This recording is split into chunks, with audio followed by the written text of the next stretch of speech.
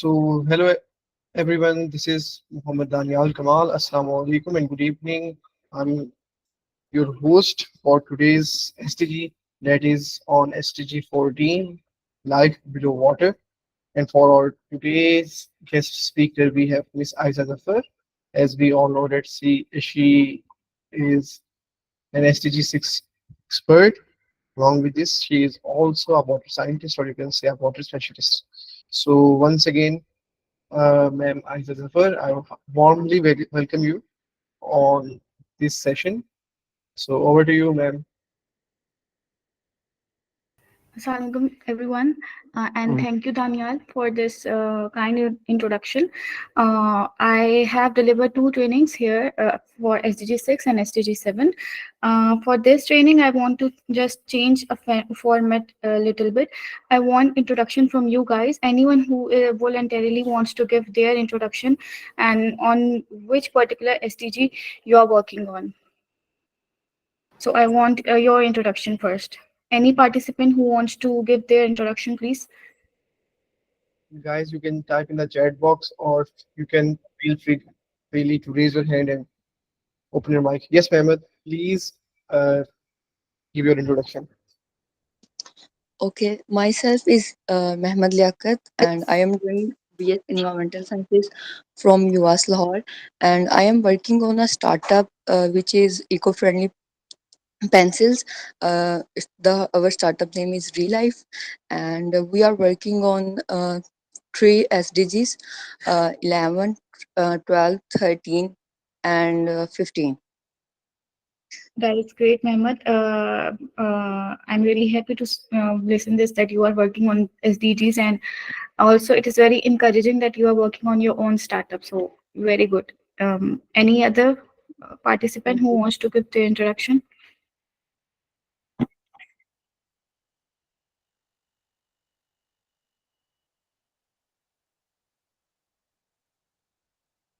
So I think we should start our session, which is on SDG 14. SDG 14, life underwater.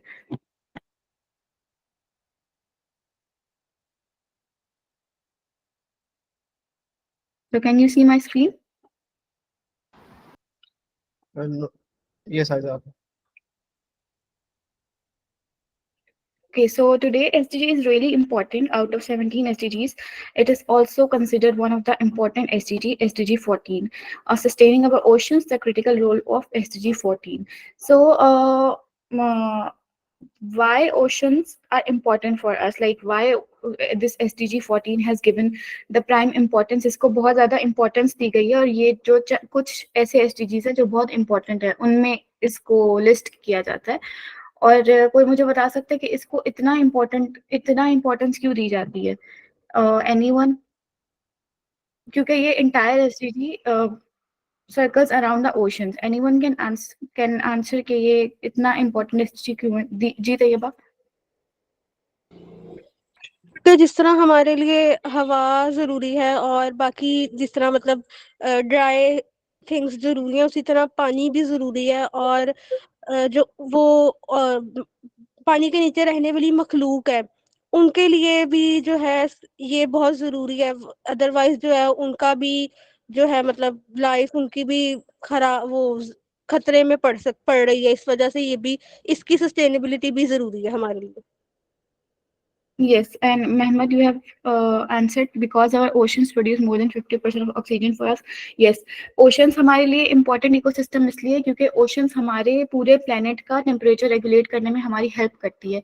Oxygen regulation और जो air currents हैं उनको regulate करने में हमारे oceans का बहुत बड़ा हाथ होता है. इस वजह से हमारे oceans को जो अर्थ पे जितने ओशन हैं उनको खास इंपॉर्टेंस दी गई है और लाइफ बिलो दोज ओशंस को भी इंपॉर्टेंस दी गई है. अब जो हमारे पास क्लाइमेट चेंज हो रहा है और रीसेंट जो हमारी ह्यूमन डिस्ट्रक्शन की वजह से हमारे प्लैनेट्स पे जितने भी इम्पैक्ट्स हो रहे हैं वो ह्यूमन बींग्स पे तो साफ नजर आ जाते हैं जैसे अपेरेंट होते हैं लेकिन उसका major impact in living organisms पे ह्यूमन से भी ज्यादा हो रहा है इसलिए इस इकोसिस्टम को सस्टेन करना बहुत जरूरी है ताकि ह्यूमन बीन्स के लिए भी जो इकोसिस्टम है उसको सस्टेन किया जा सके। अगर ये इकोसिस्टम हमारे पास सस्टेन नहीं करता या अनसस्टेनेबली सर्वाइव कर रहा है तो इट मीन्स के ह्यूमंस भी फिर ह्यूमंस को भी बहुत बड़ा नुकसान हो सकता है और हो रहा है, स्टिल अभी हो रहा है। सो इस वजह से इस एसडीजी को खास इंपॉर्टेंस दी गई है, क्योंकि एक तो ओशंस हमारे लिए एक बहुत बड़ी रेगुलेटरी बॉडी है, दूसरा ये कि ये जो इकोसिस्टम है इसका डायरेक्ट इम्पैक्ट है ह्यूमंस पे हर तरह से, economically, socially, environmentally, biologically, in every aspect. So इस इकोसिस्टम को बचाना और इसको रिस्टोर करना हमारे लिए बहुत इंपॉर्टेंट है। So let's move on. Thank you Tayyaba. First, we have introduction. So, importance of oceans and seas, as I have already told you कि और मेहमद ने भी लिखा है कि जो हमारे oceans and seas है वो more than 50% of the oxygen बनाते हैं, इसलिए ये important है, इसलिए इनको sustain करना important है। दूसरा जो climate regulation है इसमें भी जो हमारे air currents है, जो wind currents है, वो भी हमारे oceans से ही बनते हैं और ओशंस ही उन्हें रेगुलेट करते हैं। तो इस वजह से हमारे ओशंस और सीज इम्पॉर्टेंट है।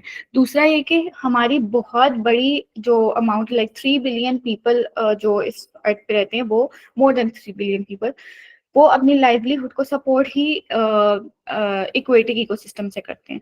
So it is a big source of livelihood for human beings. और दूसरा कि जितना ज़मीन पे बायोडाइवर्सिटी है उससे 4 गुना ज़्यादा बायोडाइवर्सिटी सीज और ओशंस में पाई जाती है। इस वजह से हमारे पास उस बायोडाइवर्सिटी को एक तो मेंटेन करना बहुत इंपॉर्टेंट है, दूसरा ये बायोडाइवर्सिटी हमारे लिए इस अर्थ की सर्वाइवल में और सस्टेनेंस में बहुत इंपॉर्टेंट रोल अदा करती है। As oceans are producing oxygen, so हर बायोडाइवर्सिटी इस ओशन के नीचे जो रह रही होगी, हर स्पीशी, हर लिविंग ऑर्गेनिज्म या हर लिविंग ऑर्गेनिज्म जो इस चीज़ पे डिपेंडेंट होगा, बेशक वो टेरेस्ट्रियल बीइंग हो या एक्वेटिक हो, जो भी इस बायोडाइवर्सिटी पे डिपेंडेंट होगा उसका डायरेक्ट इम्पैक्ट है। उस ओशन के अंदर जरा सा भी चेंज आएगा उस पे उस चेंज का उस स्पीशी पे डायरेक्ट इम्पैक्ट होगा। That's why supporting oceans, seas are really important. That's why ocean and seas are important for us as well. Or economic growth, as we have already seen that oceans and seas are the source of great livelihood. बहुत बड़ी livelihood support करती है ocean और seas because of their biodiversity. So ये economic growth में भी हमारी help करती है, इकोनॉमिक प्रॉस्पेरिटी में भी ओशन और सीज का रोल है। सो लेकिन इन सब चीज़ों की बिना पर, जैसे अगर हम कहीं लाइवलीहुड को सपोर्ट करती है और इकोनॉमिक ग्रोथ को सपोर्ट करती है और बायोडाइवर्सिटी इसमें बहुत ज़्यादा है, तो इट मीन्स कि इसका कहीं ना कहीं इम्पैक्ट भी है। अगर लाइवलीहुड को सपोर्ट करिए तो लोग अपने लाइवलीहुड को बढ़ाने के लिए ओशन के अंदर से ओवर हार्वेस्टिंग कर रहे हैं, ओवर फिशिंग कर रहे हैं, जिसकी वजह से वो बायोडाइवर्सिटी डिस्टर्ब हो रही है। जब वो बायोडाइवर्सिटी डिस्टर्ब हो रही है उससे इकोनॉमिक ग्रोथ तो बढ़ गई, लेकिन जब वो बायोडाइवर्सिटी डिस्टर्ब हो रही है तो ऑक्सीजन प्रोडक्शन जो है वो इम्पैक्ट होगी। ऑक्सीजन प्रोडक्शन जब इम्पैक्ट होगी तो हमारा जो क्लाइमेट रेगुलेशन है वो डिस्टर्ब होगा। सो ये जो तमाम इंपॉर्टेंट पॉइंट्स है, they are interlinked with each other, and disruption in any one of these can disrupt the whole cycle of the oceans and seas.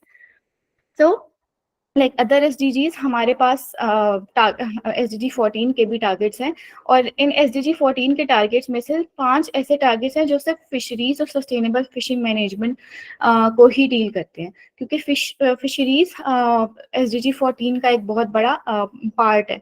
अगर ये सस्टेनेबल फिशरीज मैनेजमेंट नहीं होगी तो हमारी जो SDG के सारे टारगेट्स हैं वो अचीव ही नहीं हो सकते।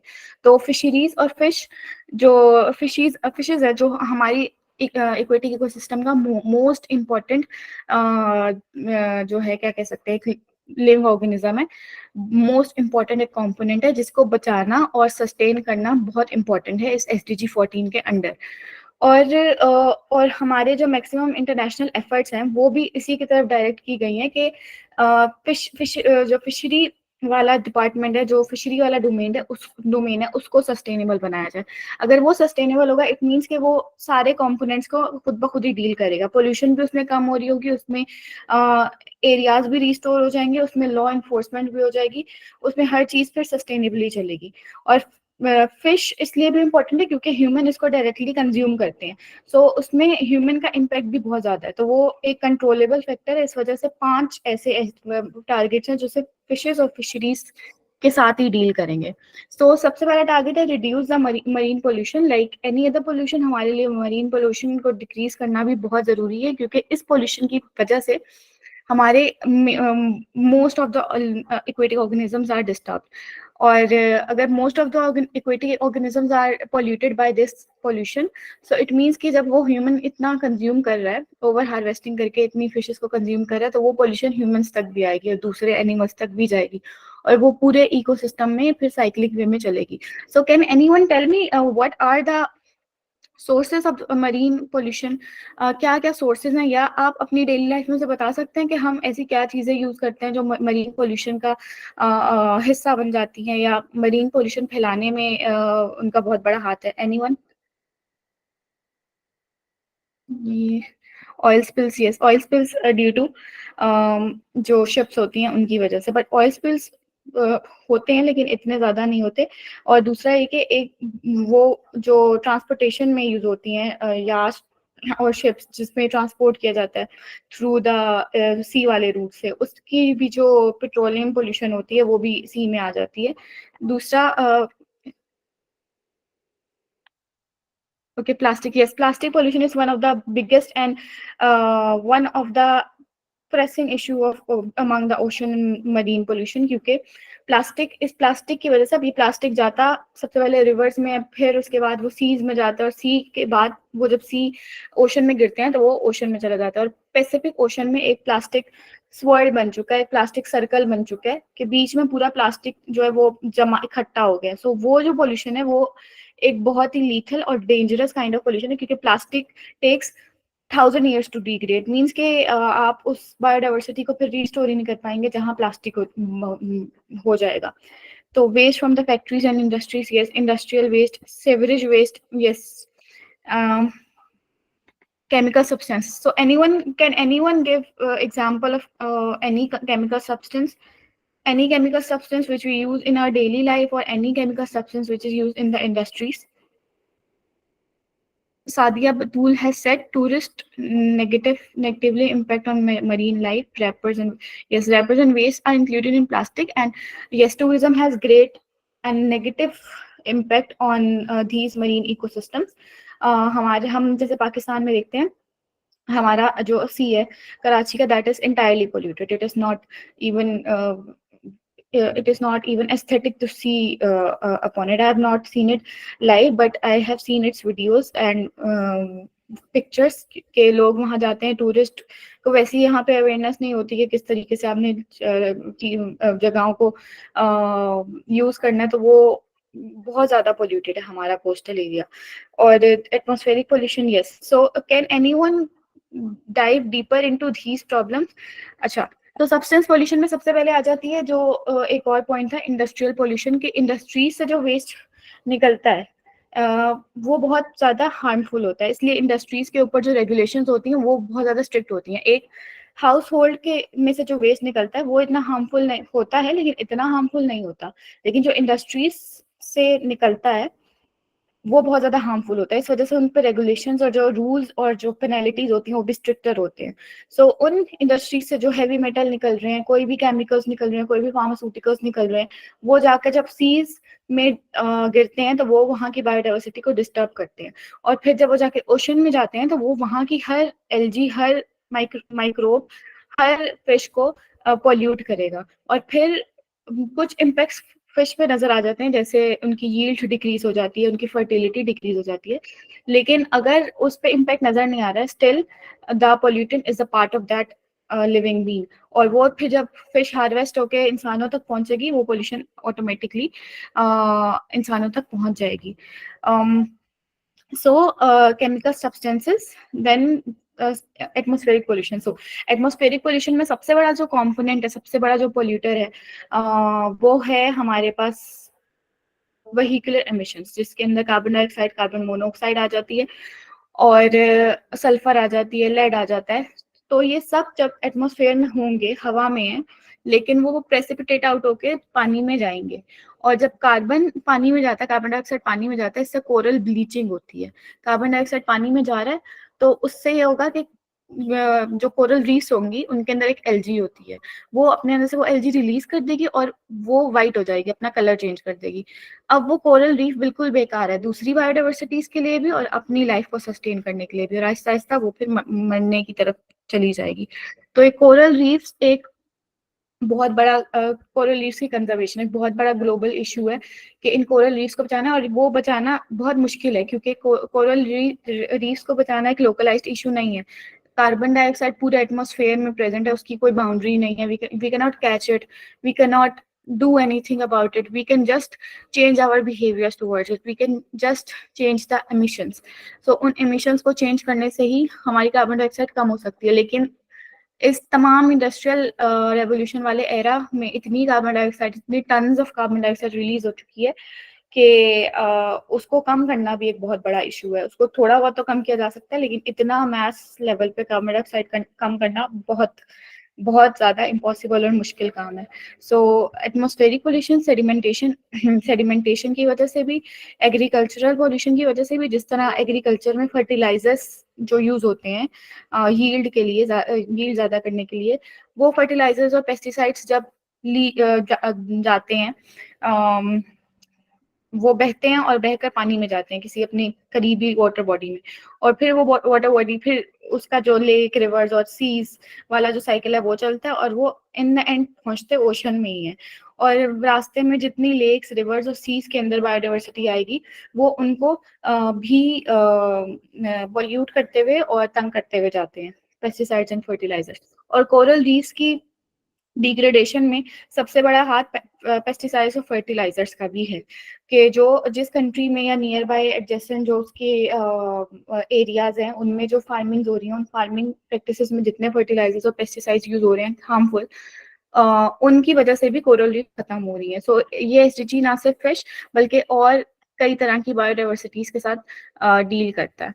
सो first one is reduce the marine pollution. For reducing marine pollution, we have to reduce every kind of pollution which is happening before it, like terrestrial pollution, land pollution, soil pollution. सबको हमें कम करना होगा ताकि वो marine pollution, ताकि हमारी marine pollution भी कम हो सके. Protect and restore the ecosystems. जो ecosystems खराब हो रहे हैं, like पाकिस्तान की अगर हम बात करें तो ओवर फिशिंग हो रही है, मतलब over harvesting and unsustainability fishery department है, उसमें बस वो फिश को हार्वेस्ट कर रहे हैं और खाए जा रहे हैं, बट उसका जो इकोसिस्टम सस्टेनेंस है उसके ऊपर ध्यान नहीं दिया जा रहा, या फिर बाकी एनिमल्स भी जस्ट फॉर अदर पर्पसेस उनको हार्वेस्ट किया जा रहा है, उस इकोसिस्टम से लिया जा रहा है। So protect and restore ecosystem and sustainable fishing को आप इंट्रोड्यूस करवाएं। तो ये दो टारगेट्स इंटरलिंक्ड हैं। दूसरा, अभी हमने CO2 की बात की, रिड्यूस ओशन एसिडिफिकेशन, के CO2 जब हवा में होती है तो वो बारिश के साथ या प्रेसिपिटेट आउट होके पानी में जाती है, उससे ओशन जो है वो एसिडिफाई हो जाता है, एसिडिफिकेशन हो जाती है, जिससे कोरल ब्लीचिंग हो जाती है। कोरल रीफ के लिए CO2 एक बहुत बड़ा खतरा है, और CO2 के कोरल रीफ के अलावा CO2 जब हमारे एटमॉस्फेयर पे होगी तो वो ब्लैंकेट अराउंड द अर्थ बनाएगी, जिससे टेम्परेचर वार्म हो रहा है, जिससे टेम्परेचर ज्यादा हो रहा है। 1990s से लेकर अब तक 2020 तक टेम्परेचर में इंक्रीज जो है वो 1.5 डिग्री सेंटीग्रेड हो चुका है, और अब इन 5 सालों में ये टेम्परेचर पहुंच चुका है 2.5 डिग्री सेल्सियस इंक्रीज में, और थ्रेशोल्ड जो है वो है 3.9 डिग्री सेल्सियस का, कि अगर ये 4 डिग्री सेल्सियस को पहुंच जाता है टेम्परेचर इंक्रीज, तो हमारी जो सारी मरीन इकोसिस्टम है वो बर्बाद हो जाएगी। और दूसरा ये कि जो हमारा सी लेवल राइज है वो ज्यादा हो जाएगा, और इसमें जो मालदीव्स है वो बिल्कुल सी के पास है, मालदीव्स एग्जिस्ट नहीं करेगा मैप पे। तो सी लेवल राइज, तो ये जो CO2 का मसला है ये एक बहुत बड़ा ग्लोबल इशू है, जिसको हम स्मॉल स्केल बिहेवियरल चेंज से भी कर सकते हैं चेंज, और इसके लिए हमें लार्ज टेक्नोलॉजिकल इनोवेशंस की भी जरूरत है। सो CO2 से रिलेटेड मैं आपको एक पॉइंट बताती हूँ कि जो एक इनोवेशन है CO2 capture, decarbonisation of the atmosphere. CO2 capture में ये होता है कि आप इनोवेटिव टेक्नोलॉजी है, उस मशीन के थ्रू आप CO2 को वो करते हो, कैप्चर करते हो। अब उस कैप्चरिंग में some composites, catalyst and nano particles use होते हैं, वो उसको कैप्चर करते हैं, और कैप्चर करने के बाद आप उसको उस गैशियस फॉर्म को उसको सॉलिड में कन्वर्ट कर लो, और सॉलिड में कन्वर्ट करने के बाद उसके बहुत ज़्यादा मटेरियल बन सकते हैं, वो एज अ फ्यूल भी यूज़ हो सकता है, वो एज वो बहुत सारे प्रोडक्ट्स में CO2 अगेन यूज हो सकता है, सो CO2 रिसाइकल हो सकता है एटमॉस्फेयर से, आप दोबारा उसको कैप्चर करके यूटिलाइजेशन कर लें। So after this target we have sustainable fishing. Sustainable fishing में ये आता है कि आप रूल्स एंड रेगुलेशन सेट कर दें कि आपने स्मॉल जो वो है फिश इतनी ज़्यादा हार्वेस्ट नहीं करनी, या आपके पास इतना थ्रेशोल्ड है, आपने इतनी फिशिंग करनी है, और इससे ज़्यादा आपने फिशिंग की तो आप पे फाइन होगा या बैन लगेगा या इस तरह होगा। तो इसमें जो मेजर पॉइंट है कि सस्टेनेबल फिशिंग अचीव करने में क्या चैलेंज है। एक तो sustainable fishing achieve developed countries कर चुकी हैं, उन्होंने अपने सस्टेनेबल प्रैक्टिसेस के थ्रू सबसे पहले उन्होंने मरीन जोन्स बनाए, उसके अंदर उन्होंने अपनी ऑर्गेनिजम्स को कंजर्व किया, फिर उसके बाद उन्होंने सस्टेनेबल फिशिंग प्रैक्टिसेस के जो फार्मिंग करते हैं, फिश फार्मिंग, उन्हें आप पेनल्टीज या बैन्स और फाइन्स के ऊपर लगाएं कि हम आपको ये, अगर आप इतने हार्वेस्ट कर रहे हैं फिश इतनी लिमिट में, तो आपको इंसेंटिव देंगे। सो इस वजह से उनके अंदर इंकरेजमेंट है कि हम ओवर हार्वेस्ट ना करें, बजाय इसके कि हम इंसेंटिव ले लें। तो दूसरा ये कि उन्होंने अपने सर्टिफाइड मरीन प्रोडक्ट्स के थ्रू भी इसको वो बनाया कि लोगों के अंदर ये बिहेवियरल चेंज लेकर आए कि आपने वही मरीन प्रोडक्ट यूज करना है जिसके अंदर सस्टेनेबल फिशिंग हुई हुई है, या सस्टेनेबल फार्मिंग हुई हुई हो, कि उसमें ओवर हार्वेस्टिंग की वजह से फिश ना मरी हो, बल्कि ऐसे हो कि उस लिमिट के अंदर अंदर ही अगर उसने फिश पकड़ के मार्केट में भेजी है, तो उस फिश को आप कंज्यूम करें। ये सस्टेनेबल जो है प्रोडक्ट, सस्टेनेबल फिशिंग प्रोडक्ट का एक हिस्सा होता है। सो नॉर्वे, कनाडा ने इस तरह से अपनी सस्टेनेबल फिशिंग को इंश्योर किया है। डेवलप कंट्रीज के लिए फिशिंग, सस्टेनेबल फिशिंग अब एक मसला नहीं रहा। आइसलैंड का सस्टेनेबल फिशिंग प्रोग्राम बहुत वो है, इम्पैक्टफुल है कि इसने सस्टेनेबल फिशिंग अचीव कर ली है, लेकिन आइसलैंड के अंदर पॉपुलेशन भी कम है। So we have this factor as well के डेवलपिंग कंट्रीज में पॉपुलेशन बहुत ज़्यादा है, जब पॉपुलेशन ज़्यादा होगी तो इनकी फूड डिपेंडेंस ओवर फिशरीज भी ज़्यादा होगी। सो आइसलैंड का सस्टेनेबल फिशिंग जो मॉडल है वो बहुत अच्छा है, उसने रूल्स एंड रेगुलेशंस और गवर्नमेंट जो है रेगुलेटरी बॉडीज के थ्रू इसको अचीव किया है। और लेकिन जो सस्टेनेबल फिशिंग अब यूनेस्को ने और इंटरनेशनल ऑर्गेनाइजेशन ने जिस चीज़ को टारगेट किया हुआ सस्टेनेबल फिशिंग में, वो है डेवलपिंग कंट्रीज में सस्टेनेबल फिशिंग को इंश्योर करवाना, जो कि एक बहुत मुश्किल टास्क है। सो इसके अंदर ये है कि सस्टेनेबल फिशिंग डेवलपिंग कंट्रीज में ऐसा होता है कि एक सिस्टमैटिक साइक्लिक या कोई प्रॉपर वे नहीं होता फिशिंग करने का। वो ठेका देते हैं रोजाना का किसी मछेरे को, और वो मछलियां पकड़ के दे देते हैं, कम कीमत पे उनको ये लोग मिल जाते हैं, तो वो पकड़ के मछलियां दे देते हैं। सो ये सबसे बड़ा ड्रॉबैक है डेवलपिंग कंट्रीज में सस्टेनेबल फिशिंग को इंश्योर करवाने का, कि जब वो रोजाना की बेसिस पे उन्हें मछलियां जितनी ज्यादा पकड़ के देंगे उतने ज्यादा उनको पैसे मिलेंगे। तो ये चीज इंश्योर करवाना मुश्किल हो जाएगा कि वो ओवर हार्वेस्ट ना करें। तो इस चीज़ में उन्होंने कीनिया में एक एक्सपेरिमेंट किया था कि अगर हम इंसेंटिव दे दें ओनर को कि आपको ये इंसेंटिव मिल गया, अब आपने मछलियाँ ज़्यादा नहीं पकड़नी, वो कुछ हद तक उनके लिए ये थोड़ा इम्पैक्टफुल साबित हुआ कि उन्होंने फिशिंग को इंसेंटिवाइज कर दिया कि आपको हमने इंसेंटिव दे दिया, तो आप अब मछलियों को ज़्यादा ना पकड़ें। तो इससे उन्होंने स्मॉल स्केल पे फिर फिशिंग को सस्टेनेबल बनाने की ये कोशिश की। और दूसरा ये कि फिशिंग जब बहुत ज़्यादा अमाउंट में होती है तो उसका वेस्ट भी उतनी ज़्यादा अमाउंट में बनता है। तो ये एक ओवर हार्वेस्टिंग के अंदर ये भी एक मसला है कि जब आप इतनी ओवर हार्वेस्टिंग कर रहे हो तो उसमें ओवर वेस्ट प्रोडक्शन भी होती है। सो इट मीन्स के ओवर ये भी होता है, ज़ाया होने की वजह से ये अनसस्टेनेबल हो जाती है। सो जो एक मेजर रिसर्च के थ्रू ये जो पता चला कि आइदर लार्ज स्केल पे इसको करना बहुत इंपॉर्टेंट है, लेकिन लार्ज स्केल मेजर्स इतने इम्पैक्टफुल साबित नहीं होते इस सस्टेनेबल फिशिंग को कारगर बनाने के लिए। इसमें यह है कि small scale and small initiatives बहुत इंपॉर्टेंट है सस्टेनेबल फिशिंग को इंश्योर करने के लिए, कि एक सी शोर पे बहुत स्मॉल स्केल पे, मतलब पर्सनल लेवल पे आप उन फार्मर्स से डील कर रहे हो और उस सस्टेनेबल फिशिंग को उस पर्सनल लेवल पे वो बना रहे हो, पॉसिबल बना रहे हो। सो स्मॉल स्केल मेजर्स इस सस्टेनेबल फिशिंग में डेवलपिंग कंट्रीज में ज़्यादा बेनिफिशियल है, बजाय इसके कि लार्ज स्केल रेगुलेटरी बॉडीज उसके रूल्स एंड रेगुलेशंस बनाए, क्योंकि उसका कोई फिर अकाउंटेबिलिटी सिस्टम नहीं है। दूसरा जो सस्टेनेबल फिशिंग में डेवलपिंग कंट्रीज के लिए चैलेंज है वो है डेटाबेस का ना होना। डेवलपिंग कंट्रीज में डेटा मौजूद है लेकिन वो डेटा अरेंज्ड नहीं है, कलेक्टेड नहीं है और मैनेज्ड नहीं है। सो उसके लिए एक डेटाबेस सिस्टम चाहिए ताकि वो उस जो है वो स्टोर हो, उसकी ट्रांसपेरेंसी देखी जा सके, उसका चेंज होना देखा जा सके और फिर उस डेटाबेस सिस्टम की बेसिस के ऊपर पॉलिसीज को बार बार चेंज करके इम्प्लीमेंट किया जा सके।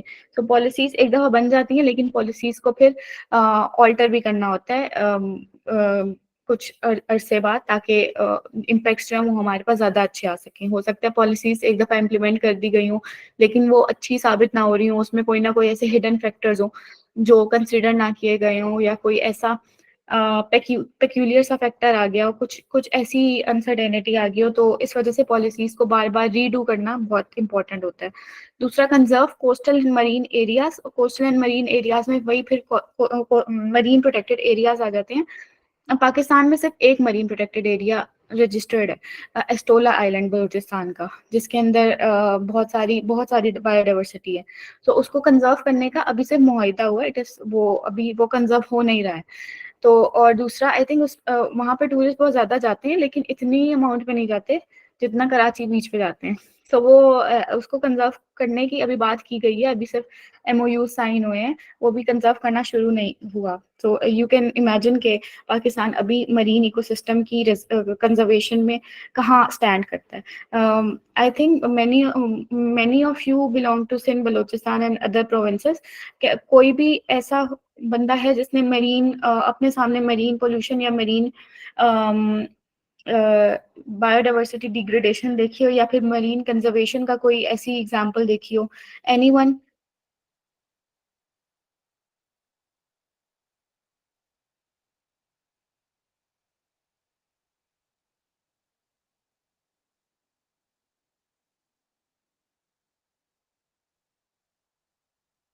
मैम रिपीट कीजिएगा प्लीज।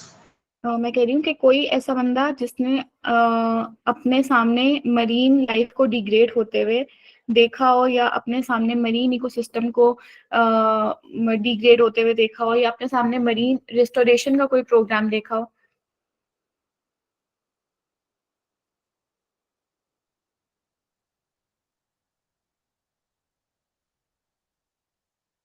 नो, बिकॉज पाकिस्तान में बहुत कम है। पाकिस्तान में मरीन जो कंजर्वेशन है प्रोग्राम्स ना होने के बराबर है।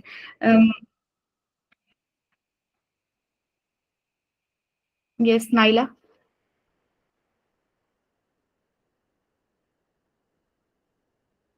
Yes, you can unmute your mic, Naila.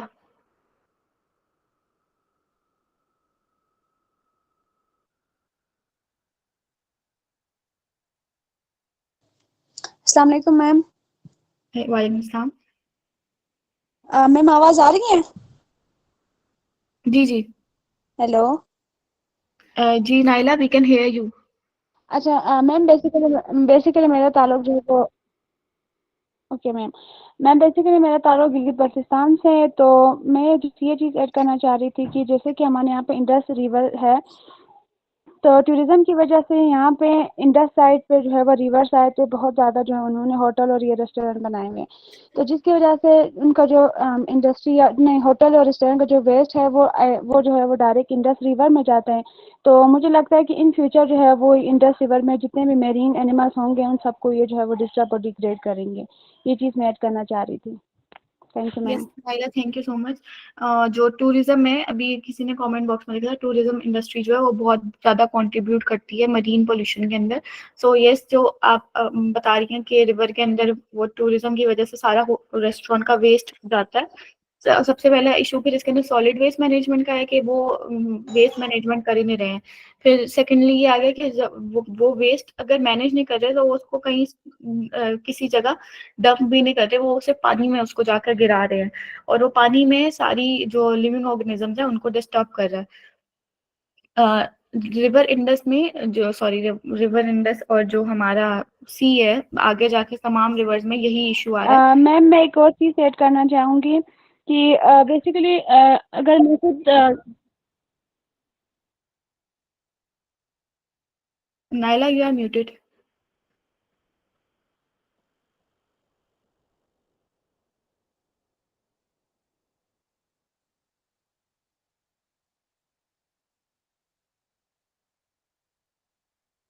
Naila, आप म्यूट हो मैम गई। मैं एक और चीज़ ऐड करना चाहूँगी, अगर मैं खुद अगर यहाँ पे जीवी में या स्कर्दू साइड पे बस। मैम आवाज़ आ रही है? जी जी, अब आ रही है। Hello. Hello ji Naila, we can hear अच्छा यू। मैम, एक और चीज़ ऐड करना चाह रही थी कि अगर मैं खुद ओके मैम, मैं ये कहना चाह रही थी कि मैं एक और चीज़ ऐड करूँगी कि अगर मैं बल्तिस्तान जीबी में बल्तिस्तान साइड पे देखूँ, तो प्रॉपर ओवरऑल खुद गिलगित बाल्तिस्तान में सॉलिड वेस्ट का कोई प्रॉपर मैनेजमेंट नहीं है। इवन कि खुद मैं अभी इधर वेकेशन पे आई हुई हूँ, तो मैं देखती हूँ कि जितने भी वेस्ट हैं, जो रेस्टोरेंट होटल का भी है, या जो नॉर्मली जो वेस्ट घरों से जो है वो बाहर अपने गली मोहल्ले में रखते हैं, फिर एक ट्रक आके जो है वो उनको लेके जाते हैं और उनको जो है वो जस्ट इंडस्ट्री रिवर साइड पे फेंक देते हैं। ये मैंने कई दफ़ा ये चीज़ नोट की है। तो एक सॉलिड वेस्ट है, दूसरा ये इंडस्ट्रीज की वजह से जो है वो इन फ्यूचर इंडस्ट्री वर जो है वो डिग्रेड होगा। इन फ्यूचर नहीं, वो दैट्स ऑल मैम। प्रेजेंटली भी, थैंक यू नाइला, वो इन फ्यूचर यस नहीं, वो मैम। प्रेजेंटली भी डिग्रेड कर ही रहा है, जिसका अभी हाँ। हम लोग को शायद हम लोग को असर महसूस हो नहीं रहा, या हम महसूस करना नहीं चाहते हैं। वो हमें बहुत सारी चीज़ों में पोल्यूट भी कर रहा होगा। हमारे अंदर बहुत सारे माइक्रो प्लास्टिक्स भी होंगे, बहुत सारे हैवी मेटल्स भी होंगे, बहुत सारी चीज़ें होंगी जो हमें पता नहीं होंगी। अम, तो बच्चों की स्टैंडर्ड ग्रोथ या मेंटल डेवलपमेंट नहीं होती है, वो लेड की वजह से नहीं होती है। प्लास्टिक की वजह से हमारे बहुत सारे गैस्ट्रो इंटेस्टाइनल इश्यूज या बहुत सारे इश्यूज, जैसे अब पाकिस्तान में कैंसर, ब्रेस्ट कैंसर, पहले 10 साल पहले सिर्फ अवेयरनेस कैंपेन होती थी कि 10 से 15 साल पहले, और कुछ फीमेल्स का नजर आता था कि अच्छा ये ब्रेस्ट कैंसर पेशेंट्स हैं। लेकिन अब जो है ब्रेस्ट कैंसर इतना प्रेवेलेंट है कि हर हम देख सकते हैं कि अच्छा काफी पेशेंट्स हैं, काफी फीमेल पेशेंट्स हैं जो ब्रेस्ट, और वो अंडर 40 होती हैं। सो वो ब्रेस्ट कैंसर अब इतना प्रेवेलेंट हो चुका है, और बहुत सारे इश्यूज लाइक गैस्ट्रोइंटेस्टाइनल के अलावा बहुत सारे कार्डियक इश्यूज कॉमन हो चुके हैं, बहुत सारे लिवर इश्यूज कॉमन हो चुके हैं। वो एल्डरली पीपल में नहीं है, वो मिडल एज और 20 से अबव वाले जो सारे लोग हैं वो इनमें है। सो इसका मेन फैक्टर ये नहीं है कि हम सेडेंट्री लाइफस्टाइल फॉलो करते हैं, वो तो हम करते ही हैं सेडेंट्री लाइफस्टाइल फॉलो, लेकिन उसका एक मेन रीजन ये भी है कि हमारी हर चीज ही पोल्यूटेड है। खाने को जो सब्जी आ रही है वो भी पोल्यूटेड है, गोश्त आ रहा है वो भी पोल्यूटेड है, और जो हम मछली खा रहे हैं वो भी पोल्यूटेड है, और जो पानी आ रहा है वो भी पोल्यूटेड है। सो हर तरह की चीज जो है वो पोल्यूटेड है, हर ऑर्गेनिज्म पाकिस्तान में पोल्यूटेड है।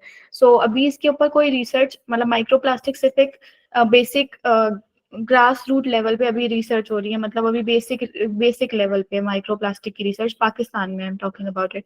तो पाकिस्तान में माइक्रोप्लास्टिक की रिसर्च अभी बहुत बेसिक लेवल पे है, और इसके अगर आप रिसर्च देखें भी, कोशिश भी करें सर्च करने की, तो आपको मिलेगा कि रावल डैम की एक जगह से हमने पानी का सैंपल लिया तो उसमें माइक्रोप्लास्टिक डिटेक्ट हो गया।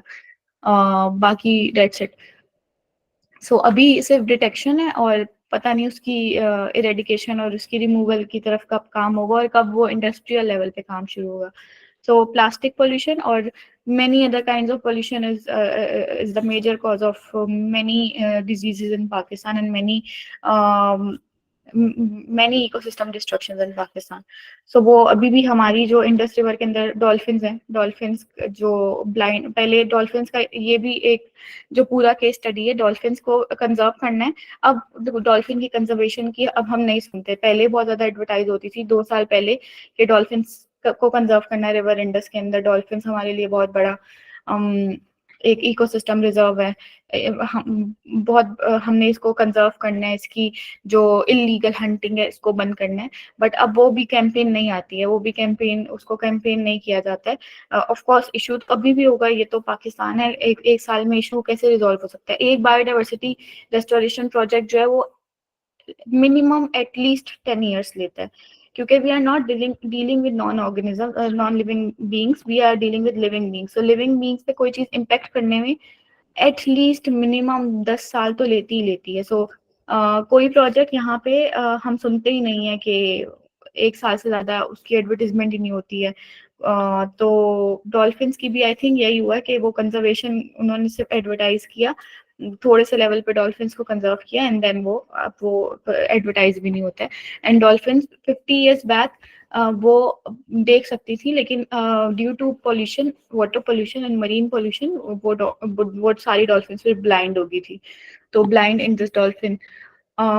और इसके अलावा जो है इंडिया का उसने महमद ने लिखा, यस इंडिया में बहुत सारे प्रोग्राम्स हैं जो हो रहे हैं। जैसे इंडिया के अंदर जो ब्लैक बक का जो केस है जो सलमान खान पे चल रहा है, वो एक बहुत बड़ा, कि वो एक सेलिब्रिटी है बहुत बड़ा, लेकिन उस पर केस उन्होंने फुल चलाया हुआ है कि आपने ये इलीगल हंटिंग क्यों की है, या इलीगल हंटिंग के उसको कॉन्सिक्वेंसेस भुगतने पड़ रहे हैं। सो पाकिस्तान में भी ऐसे रेगुलेशंस हैं, बट रेगुलेशंस को इम्प्लीमेंट करना और अकाउंटेबल बनाना लोगों को is very difficult. Bushra, can we say that as SDGs subdomain of SDG 6? We can't say कि वो subdomain है because SDG 14 एक बहुत बड़ा मरीन इकोसिस्टम से पूरा डील कर रहा है। SDG 6 का लास्ट टारगेट था restoration of the ecosystems, aquatic ecosystems and marine ecosystems. So वो इसका पार्ट तो नहीं है, बट इंटरलिंक्ड SDGs है। क्योंकि पार्ट इस हम इसलिए नहीं कहेंगे क्योंकि बहुत सारी चीज़ों से मजीद डील कर रहे हैं। ये बहुत डीपली मतलब ये बहुत डीपली और डिटेल्ड SDG है about the marine ecosystem, marine restoration, fishes इसके अंदर आ जाएंगी, फिशेज की sustainable harvesting and everything will come under it. Yes, Bushra, I think you had raised hand. Yes. अस्सलाम वालेकुम। अच्छा जी, तो जैसा कि आपने कहा कि कह सकते हैं, लेकिन जो है इसमें थोड़ा सा डिफरेंस है। तो जहाँ तक मैंने इसमें डिफरेंस अभी तक फाइंड किया है ना, वो जस्ट इतना सा किया है कि लाइक हम इसके अंदर ये लिविंग ऑर्गेनिजम्स को इंक्लूड कर लेते हैं, इस वजह से जस्ट ये उससे डिफरेंस है। और लाइक ये फ़िश वगैरह और जितने भी आबी हयात है, ठीक है। तो सिर्फ बाकी वैसे मैं इसको इसलिए इसके शब्द में कह रही थी कि देखें ना, अगर क्लीन वाटर एंड सैनिटेशन में हम सैनिटेशन के पॉइंट को ही लें, तो उसमें क्या होता है कि हम देखिए उसमें कंटेमिनेटेड वाटर को, इवन सी वाटर को, इन सारी चीज़ों को हम उसमें भी डील कर रहे होते हैं साथ साथ। तो इस वजह से मैं कह रही थी कि लाइक कि उसमें काफ़ी रिलेट करता है। अगर हमने इस पानी को भी बचाना है पहले, फिर ही हम अभी हयात के लिए कोई भी स्टेप लेंगे ना ऑब्वियसली, तो उसमें जो भी हम स्टेप लेंगे तो ये क्लीन वाटर एंड सैनिटेशन में भी ये चीज़ आ जाती है। जस्ट इस वजह से मैंने कहा था, Yes, बाकी yes, आप you are right. बेहतर आप सही कह रही हैं, ये दोनों एक दूसरे से लिंक्ड एंड इंटरकनेक्टेड हैं और दोनों एक दूसरे का पार्ट हैं कि वो क्लीन वाटर के बगैर हम इस SDG को अकम्प्लिश नहीं कर सकते हैं। SDG 14 is not achievable without SDG 6। तो SDG 6 को अचीव करके हम SDG 14 को अचीव कर सकते हैं। So conserve the coastal and marine areas, इसमें बहुत सारे केस स्टडीज है इंटरनेशनली और लोकली बस एस्टोला का रजिस्टर्ड केस है कि वो एक रजिस्टर्ड MP है, मरीन प्रोटेक्टेड एरिया है एस्टोला आइलैंड पाकिस्तान में, that's it. And then we have the next target which is end subsidies contributing to overfishing. अब subsidies ये हैं कि अगर वो overfishing कर रहे हैं, अगर let's suppose 14,000 टन एक लिमिट है, उन्होंने इस लिमिट के अंदर अंदर हार्वेस्ट करना है, 14,001 होगा तो वो उनको पेनल्टी होगी या बैन होगा, कुछ इस तरह की चीज होगी। लेकिन अगर वो 15,000 पे पहुंच जाते हैं, 1,000 फिश उन्होंने ओवर हार्वेस्ट की है, तो उसका वो सब्सिडी मतलब सब्सिडाइज कर देंगे कि फाइन दे देंगे कि ठीक है हम आपको इतने लाख दे देते हैं या इतने इतने पैसे दे देते हैं, हम बस ओवर फिशिंग करेंगे। सो इस चीज को एंड करें, स्ट्रिक्ट रेगुलेशंस लेकर आए ताकि वो ओवर हार्वेस्टिंग करें ही ना। ये इस SDG ये भी एक मेन टारगेट है, और ये मेन टारगेट इस वजह से कि ये सिर्फ पाकिस्तान का इशू नहीं है, ये तमाम डेवलपिंग कंट्रीज का इशू है। सो इस वजह से उन्होंने इसको एक टारगेट बनाया है कि स्ट्रिक्ट रूल्स एंड रेगुलेशंस को इम्प्लीमेंट किया जाए। और दूसरा ये कि increase the economic benefits from sustainable use of marine resources. एक तो ये था कि लाइवलीहुड डिपेंडेंट है ओशंस एंड सीज के ऊपर। हम समझते हैं कि मतलब लोगों का कॉमनली ये ख्याल होता है कि जितना ज्यादा हम मछली को पकड़ेंगे उतना ज्यादा हमें पैसा मिलेगा, मतलब डायरेक्ट रिलेशन। बट उन्होंने कहा कि मतलब ये इस टारगेट का मकसद ये है कि इस चीज को इंश्योर किया जाए कि फिश एक तो ज्यादा ओवर हार्वेस्ट ना हो, उसको सस्टेनेबली कंज्यूम किया जाए, सस्टेनेबल कंजम्पशन में आए, और जब सस्टेनेबली कंज्यूम हो रही है तो इकोनॉमिक बेनिफिट्स को भी वो बनाए, इंश्योर करे। इस तरह से रूल्स, इस तरह से वो पॉलिसी फ्रेमवर्क्स को डिजाइन करे। अब इसमें कीनिया की एग्जांपल ये थी कि उसमें एक फिश होती है कैटफिश। कैटफिश एक और फिश पे डिपेंडेंट होती है, तो वो कैटफिश का बहुत बड़ी वो हार्वेस्ट करते हैं खाने के लिए और बाहर बेचने के लिए। तो वो जब कैटफिश को बहुत बड़ी अमाउंट में एक तो हार्वेस्ट करते हैं, दूसरा उनके पास कोई सिस्टम नहीं होता, टेक्नोलॉजी नहीं है कि वो उसको स्टोर कैसे करें ना, because it is an under developed country and developing country. So वो उनके पास कोई ऐसा सिस्टम नहीं है कि वो कैचिंग सिस्टम सस्टेनेबल हो या उनके पास स्टोरेज सिस्टम थोड़ा अच्छा हो, एडवांस तो नहीं, उनके पास सारी बेसिक चीजें होती हैं। तो वो जो छोटी फिश जिस पे वो फीड करता है, वो जो कैट फिश जितनी हार्वेस्ट हुई होती है उससे 10 टाइम्स अमाउंट ऑफ वो छोटी फिश को हार्वेस्ट करते हैं कि अब हम इस कैटफिश को ये भी मतलब उस कैटफिश को ये देंगे और जब वो उस पर फीड करेगी फिर एक सीजन में उसको हार्वेस्ट कर लेंगे। तो उससे ये होता है, एक तो वो जो स्मॉल फिश है वो ओवर हार्वेस्ट हो रही है, इकोसिस्टम पूरा डिस्टर्ब हो रहा है। ना सिर्फ कैटफिश और बहुत सारे ऑर्गेनिजम्स होंगे जिसपे वो डिपेंडेंट होगी, जिसपे वो डिपेंड कोई और ऑर्गेनिज्म भी डिपेंडेंट हो सकता है। तो एक तो उसकी ओवर हार्वेस्टिंग होगी, दूसरा जब वो इतनी अमाउंट में फिश को निकालते हैं उसके अंदर फैट का कंटेंट ज्यादा होता है, तो उसकी जो वो बहुत जल्दी खराब हो जाती है। तो उसको स्टोर करने के लिए वो क्या करते हैं, उसको वो सुखा लेते हैं धूप के अंदर, और जब वो धूप के अंदर सुखाते हैं तो उसको स्टोर कर लेते हैं, फिर कैट फिश को डालते रहते हैं ताकि वो उसको खाए और उसकी ब्रीड बढ़े। उससे ये होता है कि जब वो इतनी बड़ी अमाउंट में फिशिंग कर रहे हैं तो उसमें वेस्ट की भी प्रोबेबिलिटी बहुत बढ़ जाती है, उसमें वेस्ट भी बहुत बड़ी अमाउंट में होता है। पहला तो उसको पकड़ने में इतना वेस्ट हो जाता है, दूसरा उसको स्टोर करने में जब वो उसको ड्राई करते हैं उसमें वेस्ट चला जाता है। इट मीन्स के ना सिर्फ वो अनसस्टेनेबली फिश कर रहे हैं, वो वेस्ट को भी इंक्रीज कर रहे हैं। Waste increase by the living organisms, वो लिविंग ऑर्गेनिज्म मर तो गया, अब उसको वेस्ट में भी डाल दिया। सो ये एक अनसस्टेनेबिलिटी का एक अलग एस्पेक्ट आ गया। और फिर वो उस कैटफिश को उस पर फीड करते हैं और फिर कैटफिश को हार्वेस्ट करते हैं, उसको भी बड़ी अमाउंट में हार्वेस्ट करते हैं और अपने खाने के लिए और बाहर एक्सपोर्ट करने के लिए यूज होते हैं। सो वो एक अनसस्टेनेबल मॉडल, सॉरी अनसस्टेनेबल कह सकते हैं प्रैक्टिस है फिशिंग की। सो इसमें ये है कि आप ऐसे सस्टेनेबल मॉडल्स हैं फिशिंग के जिसमें एक तो रेगुलेटरी फ्रेमवर्क भी काम कर रहा है और दूसरा इंसेंटिव भी दें उन्हें ताकि वो ओवरफिश ना करें, उसमें स्ट्रिक्ट रूल्स भी हों ताकि मेरीन रिसोर्सेज को कंजर्व किया जाए, और कोई ऑल्टरनेटिव फीडिंग सिस्टम्स भी हों, क्योंकि आजकल बहुत ज़्यादा फीड्स बहुत ज़्यादा ऑल्टरनेटिव और सस्टेनेबल आ चुकी हैं। सो बजाय इसके कि वो फिश कोई उसकी फीड चेंज कर दे जिसकी न्यूट्रिशनल वैल्यू सेम हो, लेकिन उस पर वो फीड करके ब्रीड या यील्ड वो सेम दे। सो इस तरीके से सस्टेनेबल फिशिंग को इकोनॉमिक बेनिफिट्स के लिए यूज किया जाए। दूसरा है कि इसमें रिसर्च और डेवलपमेंट को इंक्रीज करने की बेहद जरूरत है फॉर डेवलपिंग कंट्रीज पर्टिकुलरली।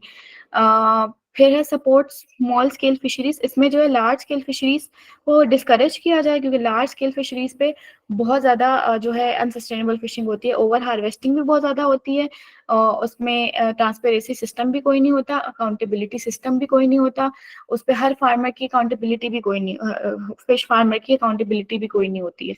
सो इसलिए स्मॉल स्केल फिशरीज पे आ जाए, स्मॉल स्केल सिस्टम्स बनाए जाए जिसके अंदर फिर स्मॉल स्केल के ऊपर उन फार्मर्स को भी सस्टेनेबल प्रैक्टिसेस के बारे में अवेयर किया जाए, उनको पेनल्टीज, टैक्सेस, हर तरह की चीज़ों के बारे में बताया जाए और उन उनकी तमाम मेजर्स को, उनकी तमाम प्रैक्टिसेस को फिर रिकॉर्ड भी किया जा सके डेटाबेस के थ्रू कि अच्छा ये लोग ये काम कर रहे हैं तो हम इनको इस चीज़ के लिए अकाउंटेबल बना सकते हैं। सो स्मॉल स्केल फिशरीज को इसलिए करना इम्पोर्टेंट है ताकि सस्टेनेबल फिशिंग को वो बनाया जा सके, इंश्योर किया जा सके कि सस्टेनेबली फिश हार्वेस्टिंग हो रही है।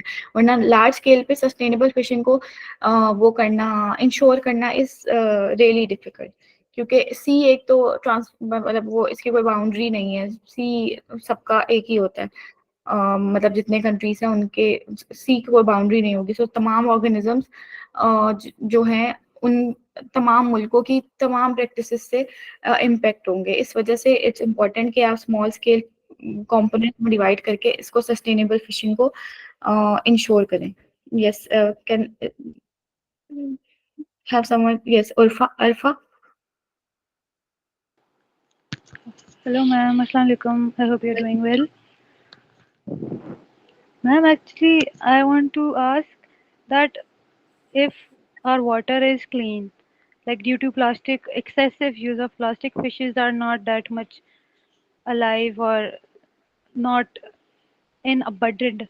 मतलब जैसा like पहले होता था कि काफ़ी अगर अभी fishes हैं तो people need to go to other places to harvest fish. So I think excessive use इस वजह से भी इस चीज़ का ज़्यादा हो रहा है कि हमारे जो lakes हैं, rivers हैं, they are polluted and people go to other areas for fishing. और इस चीज़ को अगर हम एक चीज़ like we said in the previous SDGs workshops that one is connected to another. तो एक चीज़ अगर हम उसको साफ करेंगे तो दूसरी भी automatically change हो जाएगा.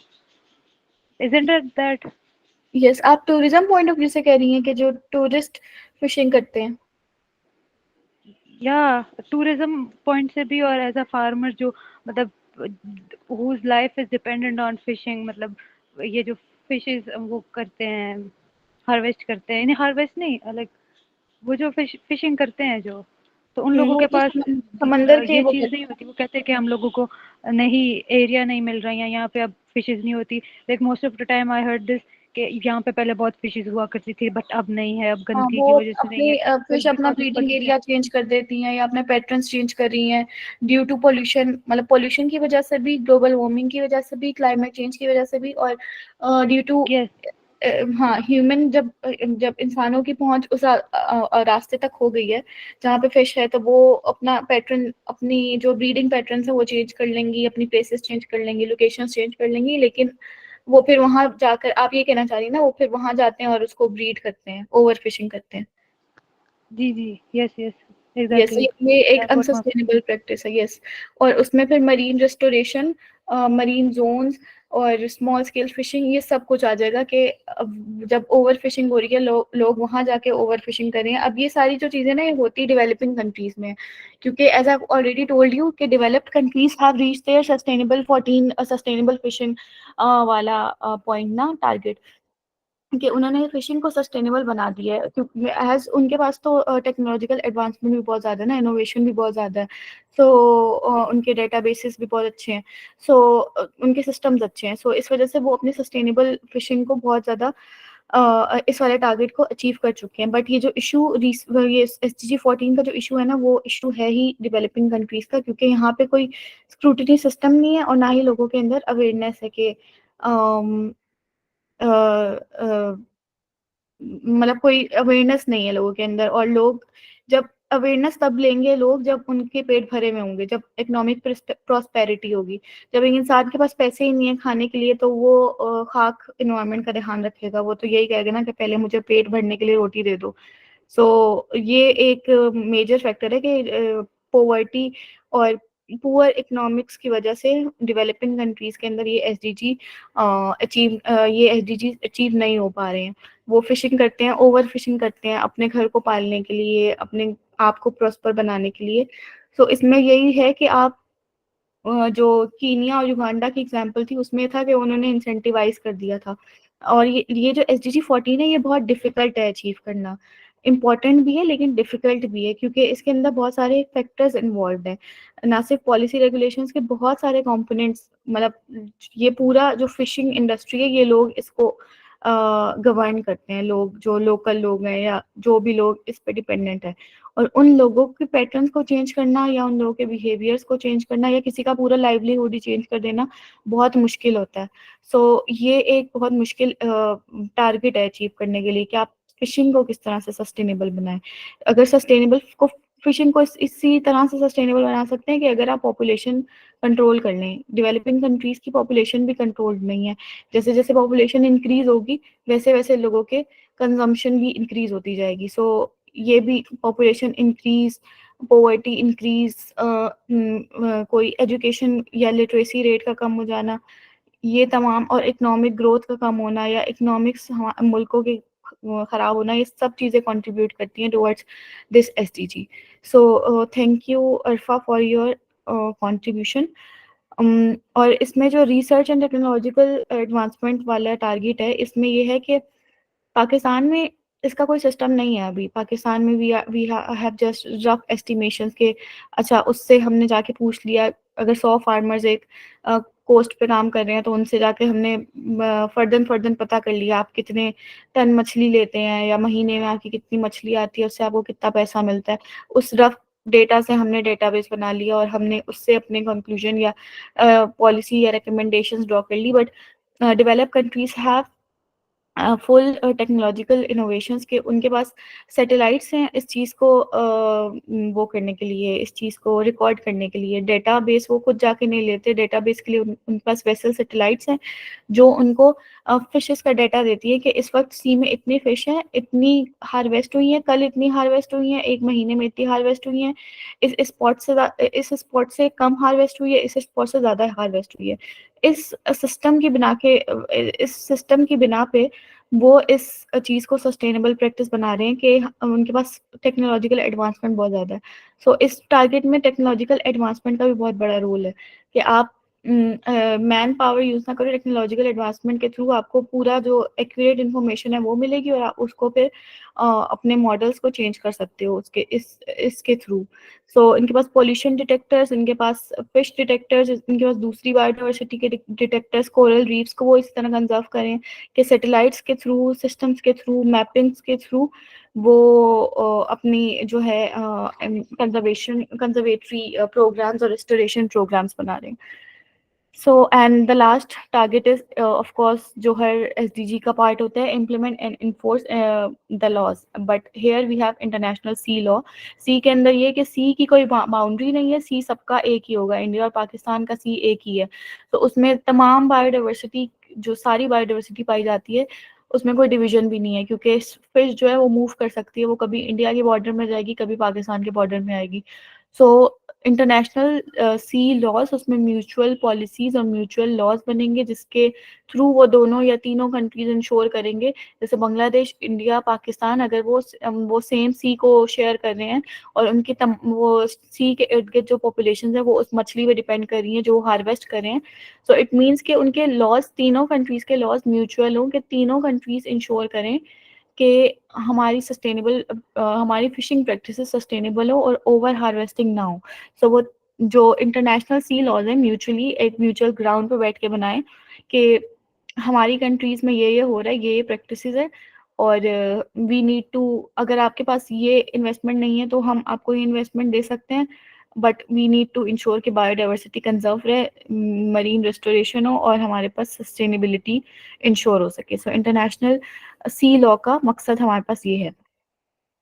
फिर then we have challenges facing the, वो हम पहले ही डिस्कस कर चुके हैं, जो मरीन लाइफ को चैलेंजेस है, मरीन पोल्यूशन, जिसमें क्लाइमेट चेंज के इम्पैक्ट्स, क्लाइमेट चेंज का मेजर इम्पैक्ट जो है वो CO2 इंक्रीज है, इमिशन है, और जिसकी वजह से कोरल ब्लीचिंग जो है वो बहुत बड़ा लॉस है हमारे पास.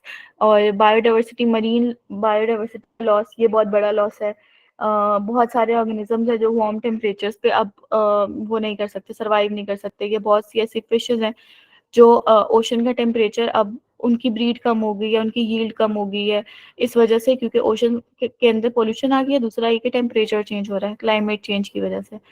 और या फिर सी लेवल राइज की वजह से भी, जो सी लेवल राइज जब होगा तब भी जो मछलियां हैं वो मर जाएंगी, वो जो बायोडाइवर्सिटी है तब भी डिस्टर्ब होगी. सो सी लेवल राइज जो क्लाइमेट चेंज की वजह से हो रहा है वो भी एक बहुत बड़ा हमारे पास थ्रेट है. और overfishing and unsustainable practice, which is the most important challenge to cater, कि overfishing और unsustainable practices की वजह से हमारी most of the marine ecosystem जो है वो disturb हो रही है. Then we have best practices and solutions कि हम इस marine pollution को कम करें. अच्छा, marine pollution की I was asking कि हम घर हाउस होल्ड में क्या क्या चीज़ें यूज़ करते हैं. हम हाउस होल्ड में जैसे हमारे पास सर्फ है, डिटर्जेंट्स एक बहुत बड़ा पोल्यूटेंट है। अब हमने देखा होगा कि अभी तक इंडिया में मैंने देखा, पाकिस्तान में मैंने नहीं ऐसा ट्रेंड देखा। इंडिया में एंड अदर डेवलप्ड कंट्रीज के अंदर ये आ गया कि वो सस्टेनेबल डिटर्जेंट्स होते हैं कि आप अपने कपड़े इन डिटर्जेंट से धोएं, इनसे कोई केमिकल रिलीज नहीं होंगे, या इनका बाय प्रोडक्ट ये है जो मरीन इकोसिस्टम के लिए नुकसानदेह नहीं है। सो ये जो डिटर्जेंट्स है ये बहुत हार्मफुल है हमारे मरीन इकोसिस्टम के लिए। और दूसरा जो हम फार्मास्यूटिकल्स, पेनाडोल जो हम हर वक्त खाते हैं, पेनाडोल हो गई, कोई भी एंटीबायोटिक जो हमारे घरों में हर वक्त पड़ी रहती है, पेनाडोल, एमॉक्सिल, सिप्रोफ्लॉक्सासिन, बहुत कॉमन है, हम सबके घरों में होती हैं। और हम सब जरा सा हमें कोई मसला होता है हम एंटीबायोटिक ले लेते हैं। सो एक तो इसके दो नुकसान होते हैं, एक तो फॉरेन एंटीबायोटिक लेने से हमारी इम्यूनिटी डिक्रीज हो जाती है, वो बैक्टीरिया रेजिस्टेंट हो जाएगा। अगर हम आधी एंटीबायोटिक ले रहे थे, फिर हम एक एंटीबायोटिक लेंगे और फिर हम किसी स्ट्रॉन्गर एंटीबायोटिक की तरफ से जाएंगे, तो एक तो हमारी रेजिस्टेंस कम हो रही है। दूसरा ये कि ये एंटीबायोटिक्स सिर्फ 1% एब्जॉर्ब होती हैं हमारी बॉडी के अंदर, 99% जो है ये इसी तरह अनडाइजेस्टेड रिलीज हो जाती हैं हमारी बॉडी से एक्सक्रीटा में, और फिर वो जाकर फिर जो सेवरेज के थ्रू, वेस्ट वाटर के थ्रू ये सीज और ओशन में जाकर मिलती हैं। और ये एंटीबायोटिक्स हमारी लिविंग जो फिश है या कोई भी बायोडाइवर्सिटी है उसका पार्ट बन जाती है। इससे ये हो रहा है कि अब ये पैटर्न देखा गया है कि जो मेल फिश होती हैं, मेल फिश के अंदर इनफर्टिलिटी बढ़ती जा रही है। सो मेल फिशेस के अंदर इनफर्टिलिटी बढ़ती जा रही है, जिसका एक मेन जो पॉइंट था वो था फार्मास्यूटिकल वेस्ट के, जो बढ़ती फार्मास्यूटिकल वेस्ट है, बढ़ते हुए फार्मास्यूटिकल वेस्ट है। अब ना इंडस्ट्रीज अपने पानी को ट्रीट करती हैं फार्मास्यूटिकल से, ना ही हाउस होल्ड का जो पानी है वो ट्रीट होकर जाता है समंदरों में। सो इस वजह से ये मेल जो फिशेस के अंदर इनफर्टिलिटी पैटर्न बढ़ते जा रहे हैं, जिससे जो फिश की ब्रीडिंग है वो बहुत ज्यादा डिस्टर्ब हो रही है, उनकी प्रोडक्टिविटी डिस्टर्ब हो रही है। दूसरा ये कि best practices, sustainable fishing practices as we have discussed already. Then marine protected areas वो होते हैं कि एक मरीन इकोसिस्टम है, आपने उसको कंजर्व करना है। आप उस एरिया को जोन आउट करते हैं कि इतने से इतने किलोमीटर या इतना इतना एरिया हमने कंजर्व करना है, उसको जोन आउट करके आप वो कर लेते हैं पिन के, ये हमने कंजर्व करना है। फिर उस जोन के अंदर हम मजीद छोटे छोटे जोन्स बनाते हैं, क्योंकि हम पूरे, as we have already told discussed, कि हम फिशिंग में भी पूरा लार्ज स्केल फिशिंग को सस्टेनेबल नहीं बनाते, हम स्मॉल स्केल फिशिंग को इंश्योर करते हैं ताकि वो सस्टेनेबल हो सके। सो इसी तरह मरीन प्रोटेक्टेड एरियाज में भी पूरा एक जोन आउट करते हैं और उसमें छोटे छोटे जोन्स बनाते हैं और उसमें रेस्टोरेशन की जाती है। सो पाकिस्तान में इस वक्त एस्टोला आइलैंड सिर्फ रेस्टोरेशन एरिया है, अभी उसमें रेस्टोरेशन हो नहीं रही, लेकिन हम we have many examples from Galapagos island, Australia, जिसमें वो उन्होंने छोटे छोटे जोन्स बनाए। और वहाँ पे एक होता है मरीन प्रोटेक्टेड एरियाज में, ये भी होता है कि वहाँ पे टूरिस्ट बहुत ज़्यादा आते हैं। जैसे अभी अरफा ने और एक नाइला ने बात की थी कि टूरिस्ट आने की वजह से हम लोगों ने अपनी आंखों से देखा है कि कचरा डंप नहीं हो रहा होता सही से, पानी में ही जा रहा होता है और वो पानी डिस्टर्ब हो रहा होता है। सो वो टूरिस्ट के आने जाने की वजह से ये एरियाज बहुत ज़्यादा इफेक्टेड होते हैं, तो वो क्या करते हैं, टूरिस्ट का आना जाना बंद कर देते हैं वहाँ पे, और या तो बंद कर देते हैं या फिर उन्हें कुछ एरिया तक एक्सेस देते हैं कि आप इधर तक आ सकते हैं, आप इससे आगे नहीं जा सकते। और अगर कोई लोकल इंडिजिनस पीपल इर्द गिर्द रह रहे हैं और वो उस मरीन प्रोटेक्टेड एरिया के फिश पे या किसी भी ऑर्गेनिज्म पे डिपेंडेंट है, तो वो उनके ऊपर बैन लगाते हैं कि अगर वो फिश ज्यादा इंडेंजर्ड है, ज्यादा करीब है एक्सटेंट होने के, तो वो उसके ऊपर बैन लगा देते हैं कि आप इसको हंट नहीं कर सकते, आप उसको हार्वेस्ट नहीं कर सकते। अगर वो इतनी ज्यादा वो नहीं है, सिर्फ इंडेंजर्ड है, तो वो उसकी फिर वो बनाते हैं कि आप इतने अमाउंट में कर सकते हैं, इससे ज्यादा अमाउंट में नहीं कर सकते। तो फिर उनके ऊपर काफी हैवी पेनल्टीज, बैन्स और बहुत स्ट्रिक्ट स्क्रूटनी सिस्टम बनाते हैं मरीन प्रोटेक्टेड एरिया के लिए, तब जाकर एक एरिया प्रोटेक्ट होता है। सो ये एक ऑस्ट्रेलिया के हमारे पास एग्जाम्पल है, जिसके अंदर great barrier reef marine park है, जिसके अंदर उन्होंने कोरल रीफ और जो दूसरी बायोडाइवर्सिटी है उसको भी कंजर्व किया। कोरल रीफ को उन्होंने इस तरह कंजर्व किया कि जो इर्द गिर्द ट्रॉपिकल फ्रूट्स के गार्डन्स थे उसके अंदर उन्होंने फार्मर्स की फर्टिलाइजर और पेस्टिसाइड्स को चेंज कर दिया। सस्टेनेबल फार्मिंग ले आए वो लोग के, आप फर्टिलाइजर जो यूज कर रहे हैं उनको ऑर्गेनिक फर्टिलाइजर्स या पेस्टिसाइड्स को केमिकल फ्री पेस्टिसाइड्स यूज करें ताकि ये जो कोरल रीफ्स हैं ये तबाह ना हो। और दूसरा फिर उन्होंने टूरिस्ट का एक्सेस वहां से बंद किया और ये 1975 से प्रोग्राम चल रहा है और अब तक ऑन गोइंग है, वो उससे रिस्टोर कर रहे हैं। इट मीन्स 1975 से अब तक 25 35 40 ईयर्स हो चुके हैं और वो अभी तक एरिया अभी तक रिस्टोर हो रहा है, काफी हद तक हो चुका है लेकिन अभी भी हो रहा है। इट मीन्स कि ये जो मरीन रिस्टोरेशन है ये कोई 5-6 साल का प्रोग्राम नहीं होता, ये बहुत सालों का प्रोग्राम होता है जिसमें आप ऑर्गेनिजम्स को कंजर्व करते हो, उनको दोबारा से रिस्टोर करते हैं। पोल्यूट करने में सिर्फ 2 साल लगते हैं लेकिन उसको कंजर्व करने में फिर हंड्रेड्स ऑफ ईयर्स लगेंगे। सो क्लाइमेट चेंज का इम्पैक्ट आई थिंक पिछली ट्रेनिंग में ये था कि मोहम्मद ने कहा था कि हम उनको टैक्सेस लगा दें या एमिशंस के ऊपर टैक्सेस लगा दें। तो टैक्सेस लगाना एक एस्पेक्ट है लेकिन उस एमिशन को सोर्स से खत्म करना एक दूसरा एस्पेक्ट है जो कि ज़्यादा इंपॉर्टेंट है कि वो एमिशन जब एटमॉस्फेयर में आएंगी उनका इम्पैक्ट अगले 50 साल तक रहेगा, अगले 100 साल तक रहेगा। सो उस एमिशन को ही हम ख़त्म कर दें और उसकी जगह कोई ऑल्टरनेटिव ले आएं ताकि हमारे 100 साल जो है वो कंजर्व हो जाए, हमारे तमाम ऑर्गेनिजम्स की वेलबींग के लिए ये इंपॉर्टेंट है। So then we have restoration of marine ecosystem and blue economy approaches जो है वो डेवलपिंग कंट्रीज के लिए बनाई गई हैं, जिसमें जो है ब्लू इकोनॉमी अप्रोचेस के अंदर ये है कि जो उनके सीज और लेक्स एंड रिवर्स हैं हर वाटर बॉडी के लिए वो रूल्स एंड रेगुलेशंस बनाए प्रोविंशियल लेवल पे एंड लोकल लेवल पे। मतलब जो सी वो वाटर जो है रिवर वाटर या कोई भी किसी इलाके को लगता है उसकी क्वालिटीज चेंज होती हैं, उसकी प्रॉपर्टीज चेंज होती हैं हर इलाके के हिसाब से। सो उस हिसाब से और उस पॉपुलेशन का बिहेवियर या उस पॉपुलेशन के पैटर्न्स भी डिफरेंट होते हैं। सो हर इलाके या हर अपनी वाटर बॉडी के लिए लोकलाइज्ड रूल्स एंड रेगुलेशंस बनाए जाए, ये ब्लू इकोनॉमी अप्रोच है। दूसरा ब्लू इकोनॉमी अप्रोच में भी आता है सस्टेनेबल फिशिंग और सस्टेनेबल फिशिंग प्रोडक्ट्स मार्केट में अवेलेबल किए जाएं ताकि और लोगों में ये अवेयरनेस डाली जाए कि ये सस्टेनेबल फिशिंग प्रोडक्ट्स हैं, you have to use this, ताकि मैं उनमें अवेयरनेस आए कि इस प्रोडक्ट को यूज करने में हमने इस फिश को कंजर्व कर लिया है। सो और पाकिस्तान में इस चीज़ की भी कमी है कि इस चीज़ को एडवर्टाइज नहीं किया जाता। जो पेंसिल वाला स्टार्टअप है, अभी किसी का था पेंसिल वाला startup, so it's a really good initiative. और अगर उस पेंसिल के ऊपर आप लिख दें कि by using this pencil you are conserving इतने इतने ट्रीज या यू आर कंजर्विंग या इतने पानी को या इतना अपना वाटर फुटप्रिंट कम कर रहे हैं या इतनी कार्बन एमिशंस कम कर रहे हैं। सो हो सकता है वो उस पेंसिल को यूज करने वाले के अंदर ये एक अवेयरनेस आ जाए काफी सालों बाद कि हम इसको यूज करने से कुछ ना कुछ एनवायरनमेंट के लिए हम बेनिफिट कर रहे हैं। So role of media is also very important, role of advertisement and media is very important in this as well.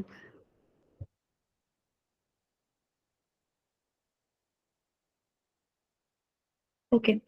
So case studies में we have already discussed Australia की case study, Galapagos Island का marine reserve, also it's a tourist site है, तो इस वजह से उन्होंने tourist का कुछ एरिया तक रिस्ट्रिक्ट कर दिया और यहाँ पे बहुत सारी ऐसी इन्वेजिव स्पीशीज भी हैं जिनको कंजर्व करना बहुत इंपॉर्टेंट है। सो इस मरीन रिजर्व की बहुत इंपॉर्टेंस है और उन्होंने ये मरीन रिजर्व स्टार्ट हुआ था 1990s में और अभी तक ये रिजर्वेशन की तरफ है।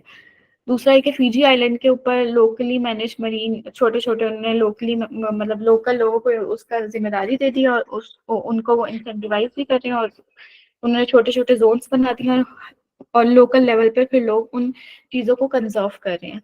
दूसरा एक ओशन क्लीनअप प्रोजेक्ट में ये है कि एक डच बंदा है उसने ये ओशन क्लीनअप प्रोजेक्ट बनाया है कि अंटिल 2030 वो जो है ओशन के अंदर जो पैसिफिक ओशन के अंदर जो आ चुका है प्लास्टिक वर्ल्ड गैस वर्ल्ड उसको खत्म करना है। और ओशन क्लीनअप प्रोजेक्ट के अंदर ये है कि वो ओशंस के अंदर से प्लास्टिक जो है वो बाहर निकाल रहा है, प्लास्टिक पोल्यूशन को कम कर रहा है। प्लास्टिक पोल्यूशन ना सिर्फ हमारी मतलब फिश की बॉडी के लिए बल्कि प्लास्टिक पोल्यूशन से बहुत सारी मतलब वो अपने अंदर जब ले लेती हैं टर्टल्स। एक मैंने रिसर्च देखी थी, जो हम बॉटल खोलते हैं, बॉटल खोल के उसके नीचे एक रिंग सा होता है प्लास्टिक का और वो निकाल के फेंक देते हैं। प्लास्टिक रिंग सा होता है, कभी कभी लगा रह जाता है, कभी कभी फेंक देते हैं और जब वो ऑब्वियसली जब वो प्लास्टिक जब हम देते हैं उसको क्या होता है वो छान पूरे वाला होता है या दे देते हैं प्लास्टिक, किसी को रिसाइकलिंग के लिए, तो वो जो रिंग होता है वो निकाल के उनके लिए वो होता है, बिल्कुल फालतू होता है, उसको काम नहीं होता, वो रिसाइकल नहीं होता। सो वो उस बॉटल को रिसाइकिल करती हैं, उसके ढक्कन को रिसाइकिल करते हैं। सो वो जो रिंग होता है ना, वो टर्टल्स के लिए बहुत बड़ा हैजर्ड होता है। वो रिंग्स फिर अल्टीमेटली सी में जाएगा, क्योंकि वेस्ट मैनेजमेंट सिस्टम नहीं है। रिंग अल्टीमेटली जब वाटर बॉडीज में जाता है तो वो टर्टल उसको निगल लेते हैं, और वो रिंग फिर टर्टल की जो है टर्टल के लिए और बेबी टर्टल्स के लिए बहुत बड़ा थ्रेट है। तो ये एक कंजर्वेशन प्रोग्राम है जिसके थ्रू वो इंश्योर कर रहे हैं कि हम प्लास्टिक वेस्ट को कम से कम करें और स्पीशीज को प्लास्टिक के तमाम थ्रेट से बचाएं। और सी बेड 2030 प्रोजेक्ट के अंदर ये है कि जो सी के बेड्स हैं उसके अंदर जाकर वेस्ट जो है वो डिपॉजिट होना शुरू हो जाता है। तो जो वेस्ट वहाँ डिपॉजिट हो रहा है, एक तो सोर्स से आने वाले वेस्ट को हम कम करें, दूसरा जो वहां जाकर जो डिपॉजिट हो रहा है वेस्ट, उसको हम निकालें, उसको हम क्लीन अप करें। जब हम वेस्ट निकालेंगे, अब सबके जहन में क्वेश्चन आता है, जब हम वेस्ट निकालेंगे, अब वो निकल गया, उसका क्या, अब हम उसका क्या करें? तो उस वेस्ट को फिर हम डिफरेंट फॉर्म्स में कन्वर्ट करते हैं, या तो रिसाइकल कर लें या रीयूज कर लें, जैसे प्लास्टिक रीयूज एंड रिसाइकल हो जाता है, उसको हम किसी तरह इंसिनरेट कर दें। इंसिनरेशन से भी कोई इन्वायरमेंटल वो नहीं होती, एमिशंस नहीं होती हैं। सो हम उसे किसी और फॉर्म में वो करके चेंज करके कुछ और किसी और चीज में ट्रांसफॉर्म कर दें, कोई ऐसी चीज बना दे जो हमारी डेली लाइफ के लिए बहुत इंपॉर्टेंट है। जैसे वेस्ट से कोई टाइल बना दे, मतलब लार्ज स्केल पे कोई टाइल बन जाए, कोई ब्रिक बन जाए। सो ये सी बेड 2030 प्रोजेक्ट के टिल 2030 मेजर सीज के अंदर से सी बेड को वो करें, क्लीन अप करें। ठीक है।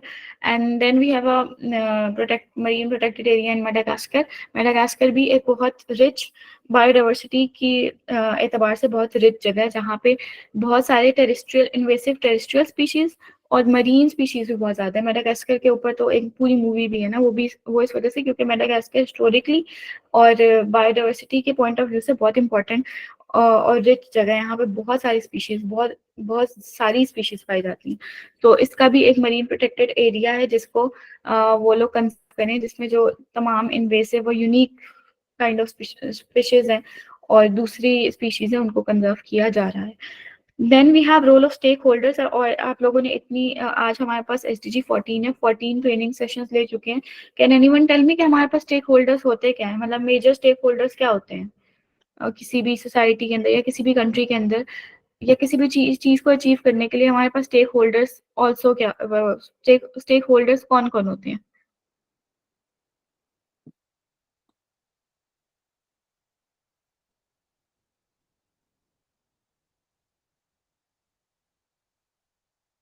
Anyone? Do anyone have any idea about stakeholders, please?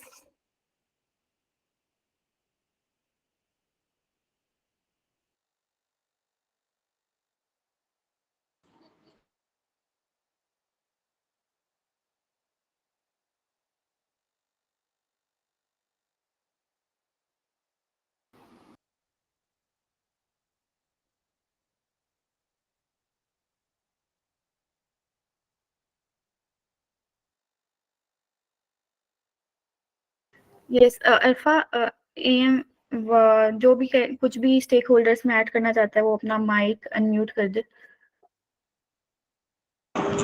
Okay, sorry ma'am, इसमें इसमें निजात। मैम स्टेक होल्डर में सस्टेनेबल डेवलपमेंट गोल्स में जो है वो मतलब सारे ही आ जाते हैं, मतलब जैसे कोई गवर्नमेंट बॉडी हो सकती है, कोई मतलब कम्युनिटी बिल्डर्स वगैरह, या फिर एक सिंगल पर्सन भी जो है वो एक स्टेक होल्डर में जो है वो कंसीडर हो सकता है, स्टूडेंट या फिर कोई वॉलंटियर ऐसा। Yes yes, you are right. Stakeholder जो उस कंट्री के तमाम उस जगह के या कंट्री के जो तमाम चीज़ें हैं, जो गवर्नमेंट बॉडीज हैं, इसमें प्राइवेट सेक्टर भी आ जाता है, इसमें कंपनीज भी, कॉर्पोरेट सेक्टर भी आता है, इसमें NGOs भी आती हैं, इसमें लोग पब्लिक भी एक बहुत बड़े स्टेक होल्डर्स होते हैं कि वो उस चीज़ का स्टेक उनके पास होता है। ठीक है, उस चीज़ पे वो डिपेंडेंट होते हैं। स्टेक होल्डर्स होते हैं, या तो वो उस चीज़ पे डिपेंडेंट होते हैं, या तो वो उस चीज़ पे डायरेक्टली या इनडायरेक्टली उस चीज़ का इम्पैक्ट होता है किसी भी तरह से, या बेनिफिशियरी पॉइंट ऑफ व्यू से, या किसी भी पॉइंट ऑफ व्यू से वो स्टेक होल्डर्स उससे डायरेक्टली या इनडायरेक्टली लिंक्ड होते हैं.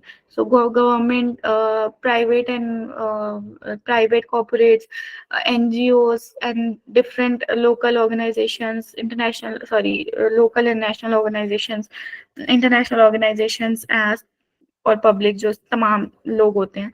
सो इसमें जो रोल ऑफ स्टेक होल्डर्स है, एक तो SDG 14 में मुझे जो मेरे जहन में आई थी, जो एक चीज लैक करता है इन पाकिस्तान, वो चीज है role of media in promoting SDGs. और जो इम्पोर्टेंट SDGs है उनमें रोल ऑफ मीडिया, SDG 6 की प्रमोशन में तो पहले काम होता था सेफ गार्ड और डेटॉल या इस तरह की चीज़ों से, लेकिन वो डायरेक्टली नहीं होता था, वो उसमें उन कंपनीज का नाम आता था कि वो कंपनी अवेयरनेस दे रही है. गवर्नमेंट लेवल पे वो नहीं होता था, कोई प्रमोशन नहीं होती थी इसकी. अच्छा, और पॉपुलेशन कंट्रोल में भी एक वक्त था कि 2-3 साल के लिए कैंपेन्स हुई थी. पोलियो की कैंपेन अभी तक चल रही है, बट ऑफ कोर्स पोलियो अभी तक एरेडिकेट नहीं हो पाया. सो मीडिया कैंपेन्स का बहुत बड़ा रोल होता है किसी चीज़ को वो करने में. मीडिया कैंपेन्स अच्छा पाकिस्तान में होती हैं सिर्फ यूट्यूब का 10 सेकंड का एड, या कोई भी एड किसी भी न्यूज़ चैनल पे आ जाता है, 1 मिनट का चलता है, बस बंद हो जाता है. बट पूरे जो शोज होते हैं, पूरे ड्रामाज होते हैं, पूरी फिल्म्स होती हैं, उनसे एक कैंपेन चलाई जाए ताकि लोगों के अंदर अवेयरनेस है. जैसे इंडिया के अंदर होता है, इंडिया में इस तरह की पूरी फिल्म्स बना देते हैं वो लोग, ताकि फिर वो इस चीज, जब लोग देखते हैं एक मशहूर एक्टर इस मूवी में आ रहा है तो हम ये मूवी देखेंगे, तो लोग उस मूवी को देखते हैं और फिर उससे कुछ ना कुछ तो सबक मिलता है किसी ना किसी को. तो ये role of media is absent in such kind of awareness campaigns. और इसमें ऑडियंस का भी बहुत बड़ा रोल है कि ऑडियंस के अंदर अवेयरनेस नहीं है SDGs के बारे में, या है तो बहुत कम अमाउंट ऑफ ऑडियंस के अंदर अवेयरनेस है. सो इंडिविजुअल अवेयरनेस अगर उनमें इंक्रीज होगी कि प्लास्टिक का यूज या सस्टेनेबल सी फूड चॉइसेस या दूसरी हर तरह की चीज, जब ऑडियंस के अंदर अवेयरनेस होगी तभी वो विलिंग होंगे किसी एडवर्टाइजमेंट को गौर से या ओपनली देखने के लिए. दूसरा ये कि प्राइवेट सेक्टर इन इंडस्ट्री वो भी वाटर स्टीवर्डशिप या ब्लू इकोनॉमी स्टीवर्डशिप की तरफ मूव करें कि अगर प्राइवेट सेक्टर या इंडस्ट्री है तो इंडस्ट्री कंप्लाई करे with the rules and regulations, pollute ना करे पानी को, अपने वेस्ट मैनेजमेंट करे ना कि डंप करे.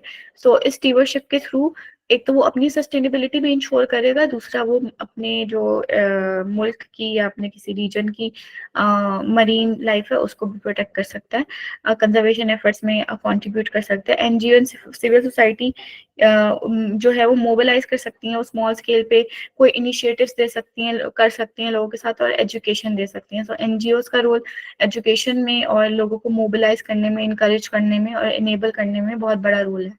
सो now we have our interactive session. Interactive session के अंदर ये है कि आप लोग देखें कि स्मॉल स्केल मतलब अपने हाउस होल्ड लेवल पे या पर्सनल लेवल पे आप कौन कौन सी ऐसी चीजें हैं जो यूज करते हैं जो कि मरीन इकोसिस्टम को डिस्टर्ब कर रही हैं, डिस्ट्रॉय कर रही हैं, और कौन कौन से ऐसे मेजर्स हैं जो आप पर्सनल लेवल पे ले सकते हैं जो इस चीज आपका SDG 14 के अंदर कंट्रीब्यूट करेंगी.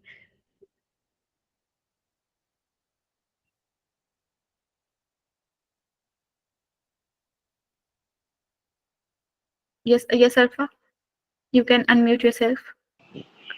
Ma'am, first of all, it's not on the personal level, but on the I've seen a research on that कि जो आजकल in Europe bubble barriers वाली टेक्नोलॉजी आ गई है, तो वो लोग बबल बैरियर्स में इस तरह पाइप्स होते हैं, उसके अंदर होल्स होते हैं, और वो सी बेड के ऊपर उन लोगों उसको वो मतलब इंस्टॉल कर देते हैं. उसमें से एक सोपी वाटर वो लोग छोड़ते हैं जिसमें से बबल्स, इतने ज़्यादा बबल्स क्रिएट होते हैं कि उसमें से फिशेस तो निकल जाती है, लेकिन जितना भी पोल्यूशन होता है, रैपर्स होते हैं, ये प्लास्टिक होता है मोस्टली, तो वो सारे फ्लोट करके ऊपर आ जाता है. तो आजकल तो ये टेक्नोलॉजी मैंने देखी है, तो ये चीज़ हम Yes. यहाँ पे भी इंस्टॉल कर सकते हैं, लेकिन अगर हमारी गवर्नमेंट हमें हेल्प हाँ, करे इस हमारी चीज़ में. उसमें ये चीज आती है कि हमारे यहाँ कोई एक काम करने में आई थिंक मैंने एक वर्कशॉप ली थी इंस्टीट्यूट ऑफ अर्बनाइजेशन की। उसमें हमारी यूनिवर्सिटी की कोई स्टूडेंट है, उसका एक कंपोस्ट बनाने का प्लांट है, पूरा पूरा स्टार्टअप है। तो उसमें वो उसके जो मसला आ रहा था वो बता रही थी कि ये मैंने यूनिवर्सिटी एज ए स्टूडेंट वो किया था, स्टार्ट किया था, अब मैं इसको बेच नहीं सकती क्योंकि उसमें शेयर आ जाएगा, उसमें मैंने फलाने की इजाजत लेनी है, फलाने की इजाजत लेनी है। सो वो बेचारी अब उसमें अपना पैसा भी लगा रही है, अपना टाइम भी इन्वेस्ट कर रही है, उससे उसको फायदा कुछ नहीं हो रहा। सो वो हमारे मुल्क के अंदर ये भी होता है कि अगर आप छोटा सा भी कोई काम करना चाहते हैं, आप फलाने दफ्तर जाएं, आज वो नहीं आया, आप फलाने दफ्तर जाएं, उससे भी साइन लें, उससे भी साइन लें, उससे भी साइन लें, उसको सिफारिश दें, उसको रिश्वत दें। So the things are really complicated over here. But district बहुत स्मॉल स्केल पे, जैसे लोकल, जैसे कोई नदी के करीब रहता है या रिवर के करीब रहता है, या कोई रेस्टोरेंट, जैसे अभी नाइला ने बताया था रेस्टोरेंट अपना वेस्ट डंप कर रहे हैं, तो वो उस जगह का जो पर्टिकुलर रेस्टोरेंट है वो वहां पे कोई बैरियर लगा के उसको साफ कर दे, या घर वाले जो है वो साफ कर दे। उस लेवल तक तो हो सकता है, लेकिन वो फिर अगेन उस लेवल तक होगा तो कोई ना कोई चीज आ जाएगी, कोई और बंदा होगा वो खार में आके उसको बंद करवा देगा या कंप्लेन कर देगा, कुछ कर देगा। तो यहाँ पे ये मसाइल काफी ज्यादा होते हैं। पर्सनल लेवल पे can you give me any example कि आप कोई चीज कट डाउन करें और उससे मरीन पोल्यूशन कम हो जाए?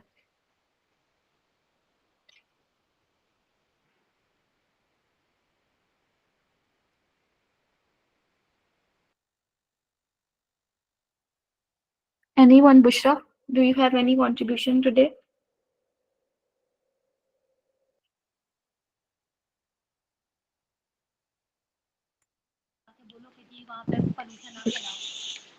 मैम एक्चुअली ऐसा है ना कि हमारे आसपास कोई ऐसे एरिया नहीं है, कोई मरीन लाइफ नहीं है, मतलब कोई सी या रिवर वगैरह नहीं है। मैं जहाँ पर रहती हूँ मेरे आसपास तो ऐसी कोई जगह नहीं है वैसे। लेकिन ऑन अ स्मॉल स्केल जैसे अभी आप हमें बताया था, मुझे तो खैर इतना दिमाग में कोई ऐसी चीज़ फिलहाल आ नहीं रही कि क्या करना चाहिए, but I will be taking suggestion from here and I will be implementing it in my life. So reducing the use of plastic in our daily life. Yes, Daniel has written by reducing the use of plastics in our daily life. Yes, we can do that on personal scale. हम plastic का use decrease कर सकते हैं, जैसे plastic की थैलियों का use हम कम कर दें, अपने जो कपड़े की थैली है उसको यूज करें और उसमें चीजें रख के लेकर आए, या फिर प्लास्टिक को अगर यूज भी कर रहे हैं तो रीयूज कर लें, उसको डंप ना करें। और जो हमारे पास चीजें हैं जैसे मेकअप प्रोडक्ट्स हैं, वो भी एक बहुत बड़ा जरिया होती है मरीन पोल्यूशन का। जैसे मैंने आपको फार्मास्यूटिकल्स बताया, तो सस्टेनेबल यूज ऑफ फार्मास्यूटिकल करें। लोग बहुत ज्यादा दवाइयों पर डिपेंडेंट होते जा रहे हैं, इस वजह से नहीं कि उनको हेल्थ प्रॉब्लम्स है, इस वजह से क्योंकि हमारा माइंडसेट बन चुका है कि अगर हम दवाई लेंगे तो हम ठीक होंगे। जो चीजें ऑर्गेनिक मेडिसिन से ठीक हो सकती हैं वो हम चीजें ऑर्गेनिकली ट्रीट कर लें, बट जो चीजें बहुत इंपॉर्टेंट है उस मेडिसिन से ट्रीट करना, हम बस उन्हीं चीजों के लिए मेडिसिन लें। और ये जो फार्मास्यूटिकल वेस्ट है बहुत बड़ा जरिया है मरीन पोल्यूशन का। दूसरा, जो मेकअप प्रोडक्ट्स हैं हम उनका वाइसली वो मतलब लड़कियां जो हैं वो मेकअप प्रोडक्ट्स यूज करती हैं, फलाने की मेकअप फाउंडेशन, फलाने की लिपस्टिक एंड फलानी ब्रांड की बहुत अच्छी है, बट उसके अंदर आप देखें कि कौन कौन से ऐसे केमिकल्स हैं। एक तो वो हमारे लिए भी अच्छे नहीं होंगे क्योंकि हम डायरेक्टली उसको फेस पे अप्लाई कर रहे हैं, वो स्किन से एब्जॉर्ब होकर हमारी बॉडी में चले जाएंगे। सो एक तो वो हमारे लिए सही नहीं है। दूसरा ये कि हम देखें कि वो मेकअप अब जब हम उतार देंगे तो वो बह के जाएगा कहाँ? अब वो समंदर में ही जाएगा और फिर वो उन स्पीशीज को डिस्टर्ब करेगा। सो सल्फेट्स और बहुत तरह के केमिकल्स उसमें मौजूद होते हैं मेकअप प्रोडक्ट्स में, जो कि मेकअप प्रोडक्ट्स में और दूसरे जो हमारे फेस वॉश है, साबुन है, या कोई भी क्रीम है, उन सन ब्लॉक्स हैं, उनमें बहुत सारे ऐसे प्रोडक्ट्स यूज होते हैं जो हमारी मरीन लाइफ के लिए हमारे लिए भी सही नहीं होते। सो ये हो, आयशा ने कहा है कि when shopping we can, yes, हम थोड़ी मिनिमम चीजें, मिनिमम प्लास्टिक प्रोडक्ट्स लें। Yes, you can unmute your mic and say something. Sameen. Okay, अस्सलाम वालेकुम मैम। मैं किचन वेस्ट पे जो है वो थोड़ा सा बात करूँगी, क्योंकि जो है वो किचन वेस्ट जो है वो डोमेस्टिक में जो है वो ज़्यादा से ज़्यादा जो है वो प्रोड्यूस होता है। तो उसमें जो है वो मैं राइस की एग्जांपल दूँगी कि जो है वो राइस जो है जो हम लोग जब किचन वेस्ट प्रोड्यूस होता है, जब चावल वगैरह बनाते हैं, तो फिर जो है वो हमारा वेस्ट जो है वो ड्रेन में जाता है और फिर वहाँ से जो है वो वाटर बॉडी में जो है वो चला जाता है हमारा। लेकिन जब वेस्ट जो है वो राइस जो है वो वाटर के अंदर जाता है, तो वहाँ पे जो है वो जाके जो है वो बीओडी जो है वो कॉज करता है, उसकी हाई हो जाती है वहाँ पे बीओडी।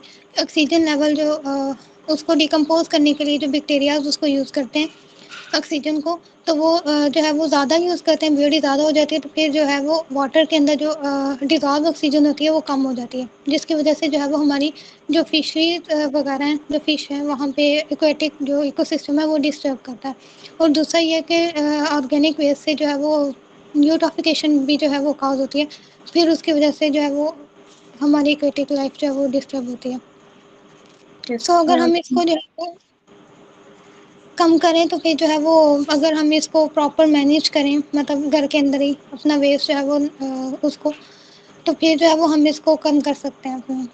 यस, मैनेजेबल वेस्ट को हम मैनेज कर लें, लाइक प्लास्टिक पोल्यूशन कम से कम करें, और जो वेस्ट हम बना रहे हैं, अगर फूड वेस्ट है तो हम उसको एज अ कंपोस्ट या फर्टिलाइजर यूज कर लें प्लांट्स के अंदर, या कम से कम वेस्ट जनरेशन हो, तो उससे बहुत बड़ा हम इम्पेक्ट कम करेंगे अपनी इकोसिस्टम के ऊपर।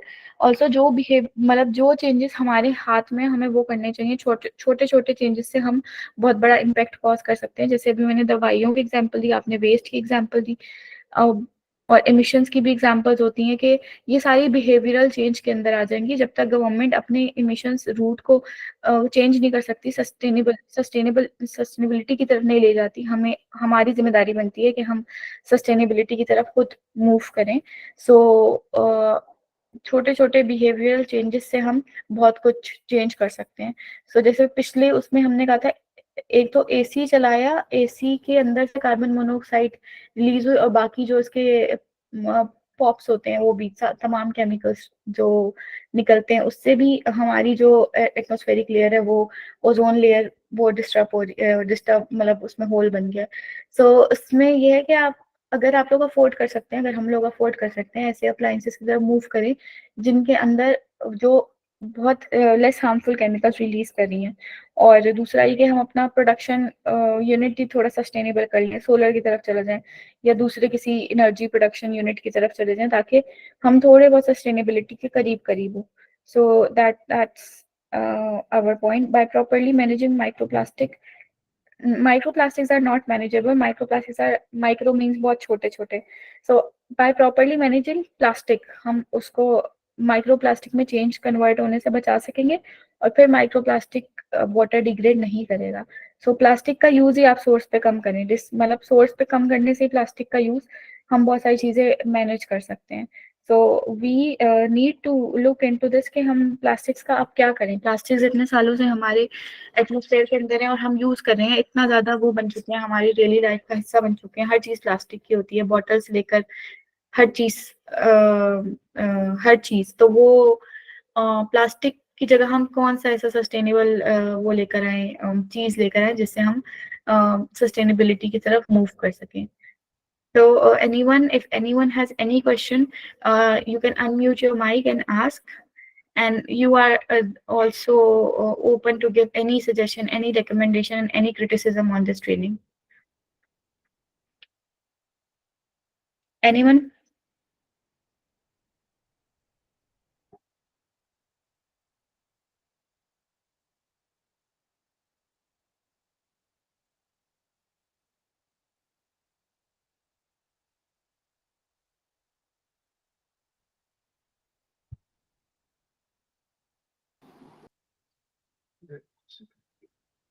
गाइस, अगर किसी का कोई क्वेश्चन है या इस साइजा से कोई रिकमेंडेशन लेना चाह रहा है या एनीथिंग, आप लोग प्लीज अपना माइक ऑन करके पूछ सकते हैं या हम बता सकते हैं।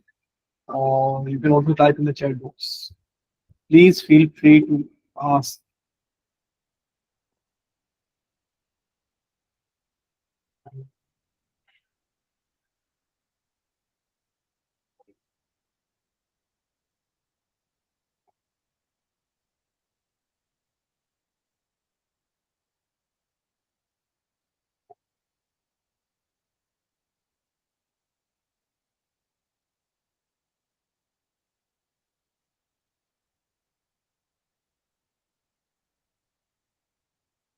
Okay, in case anyone has any question after the session or on any day, you can just ask me on my LinkedIn profile.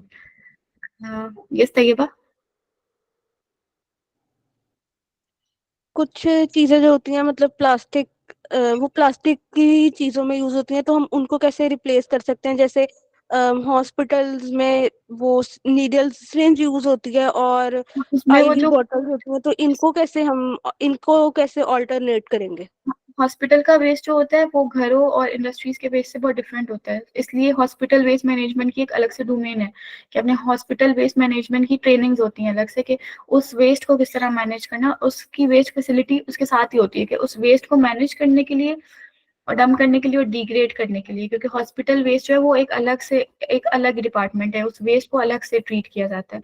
सो जो कुछ कुछ चीजें ऐसी हैं जो होती ही प्लास्टिक की है, उनको चेंज नहीं किया जा सकता, लेकिन उनको जो डिस्पोज ऑफ करने का मेथड है फिर वो चेंज हो और उनको फिर आप वाइसली और सेंसिबली डिस्पोज ऑफ करें, मतलब वो फिर इन्वायरमेंट से उसका इंटरेक्शन ना हो, बस जब वो खत्म हो तो आप उनको मुकम्मल तौर पे डिग्रेड करके खत्म कर दें, इन्वायरमेंट में वो ना आए।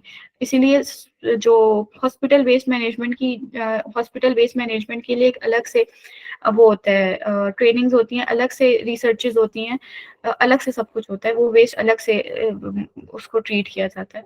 तो उसमें ये चीज़ है कि आप उस वेस्ट को अलग से ट्रीट करें और उसका इंटरेक्शन ही ना होने दे किसी इन्वायरमेंटल कंपोनेंट से। Thank you.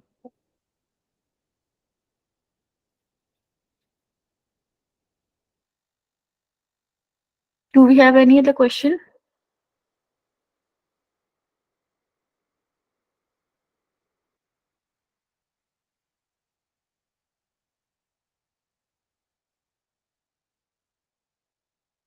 I think, Daniel, we are done with the session. There are no more questions.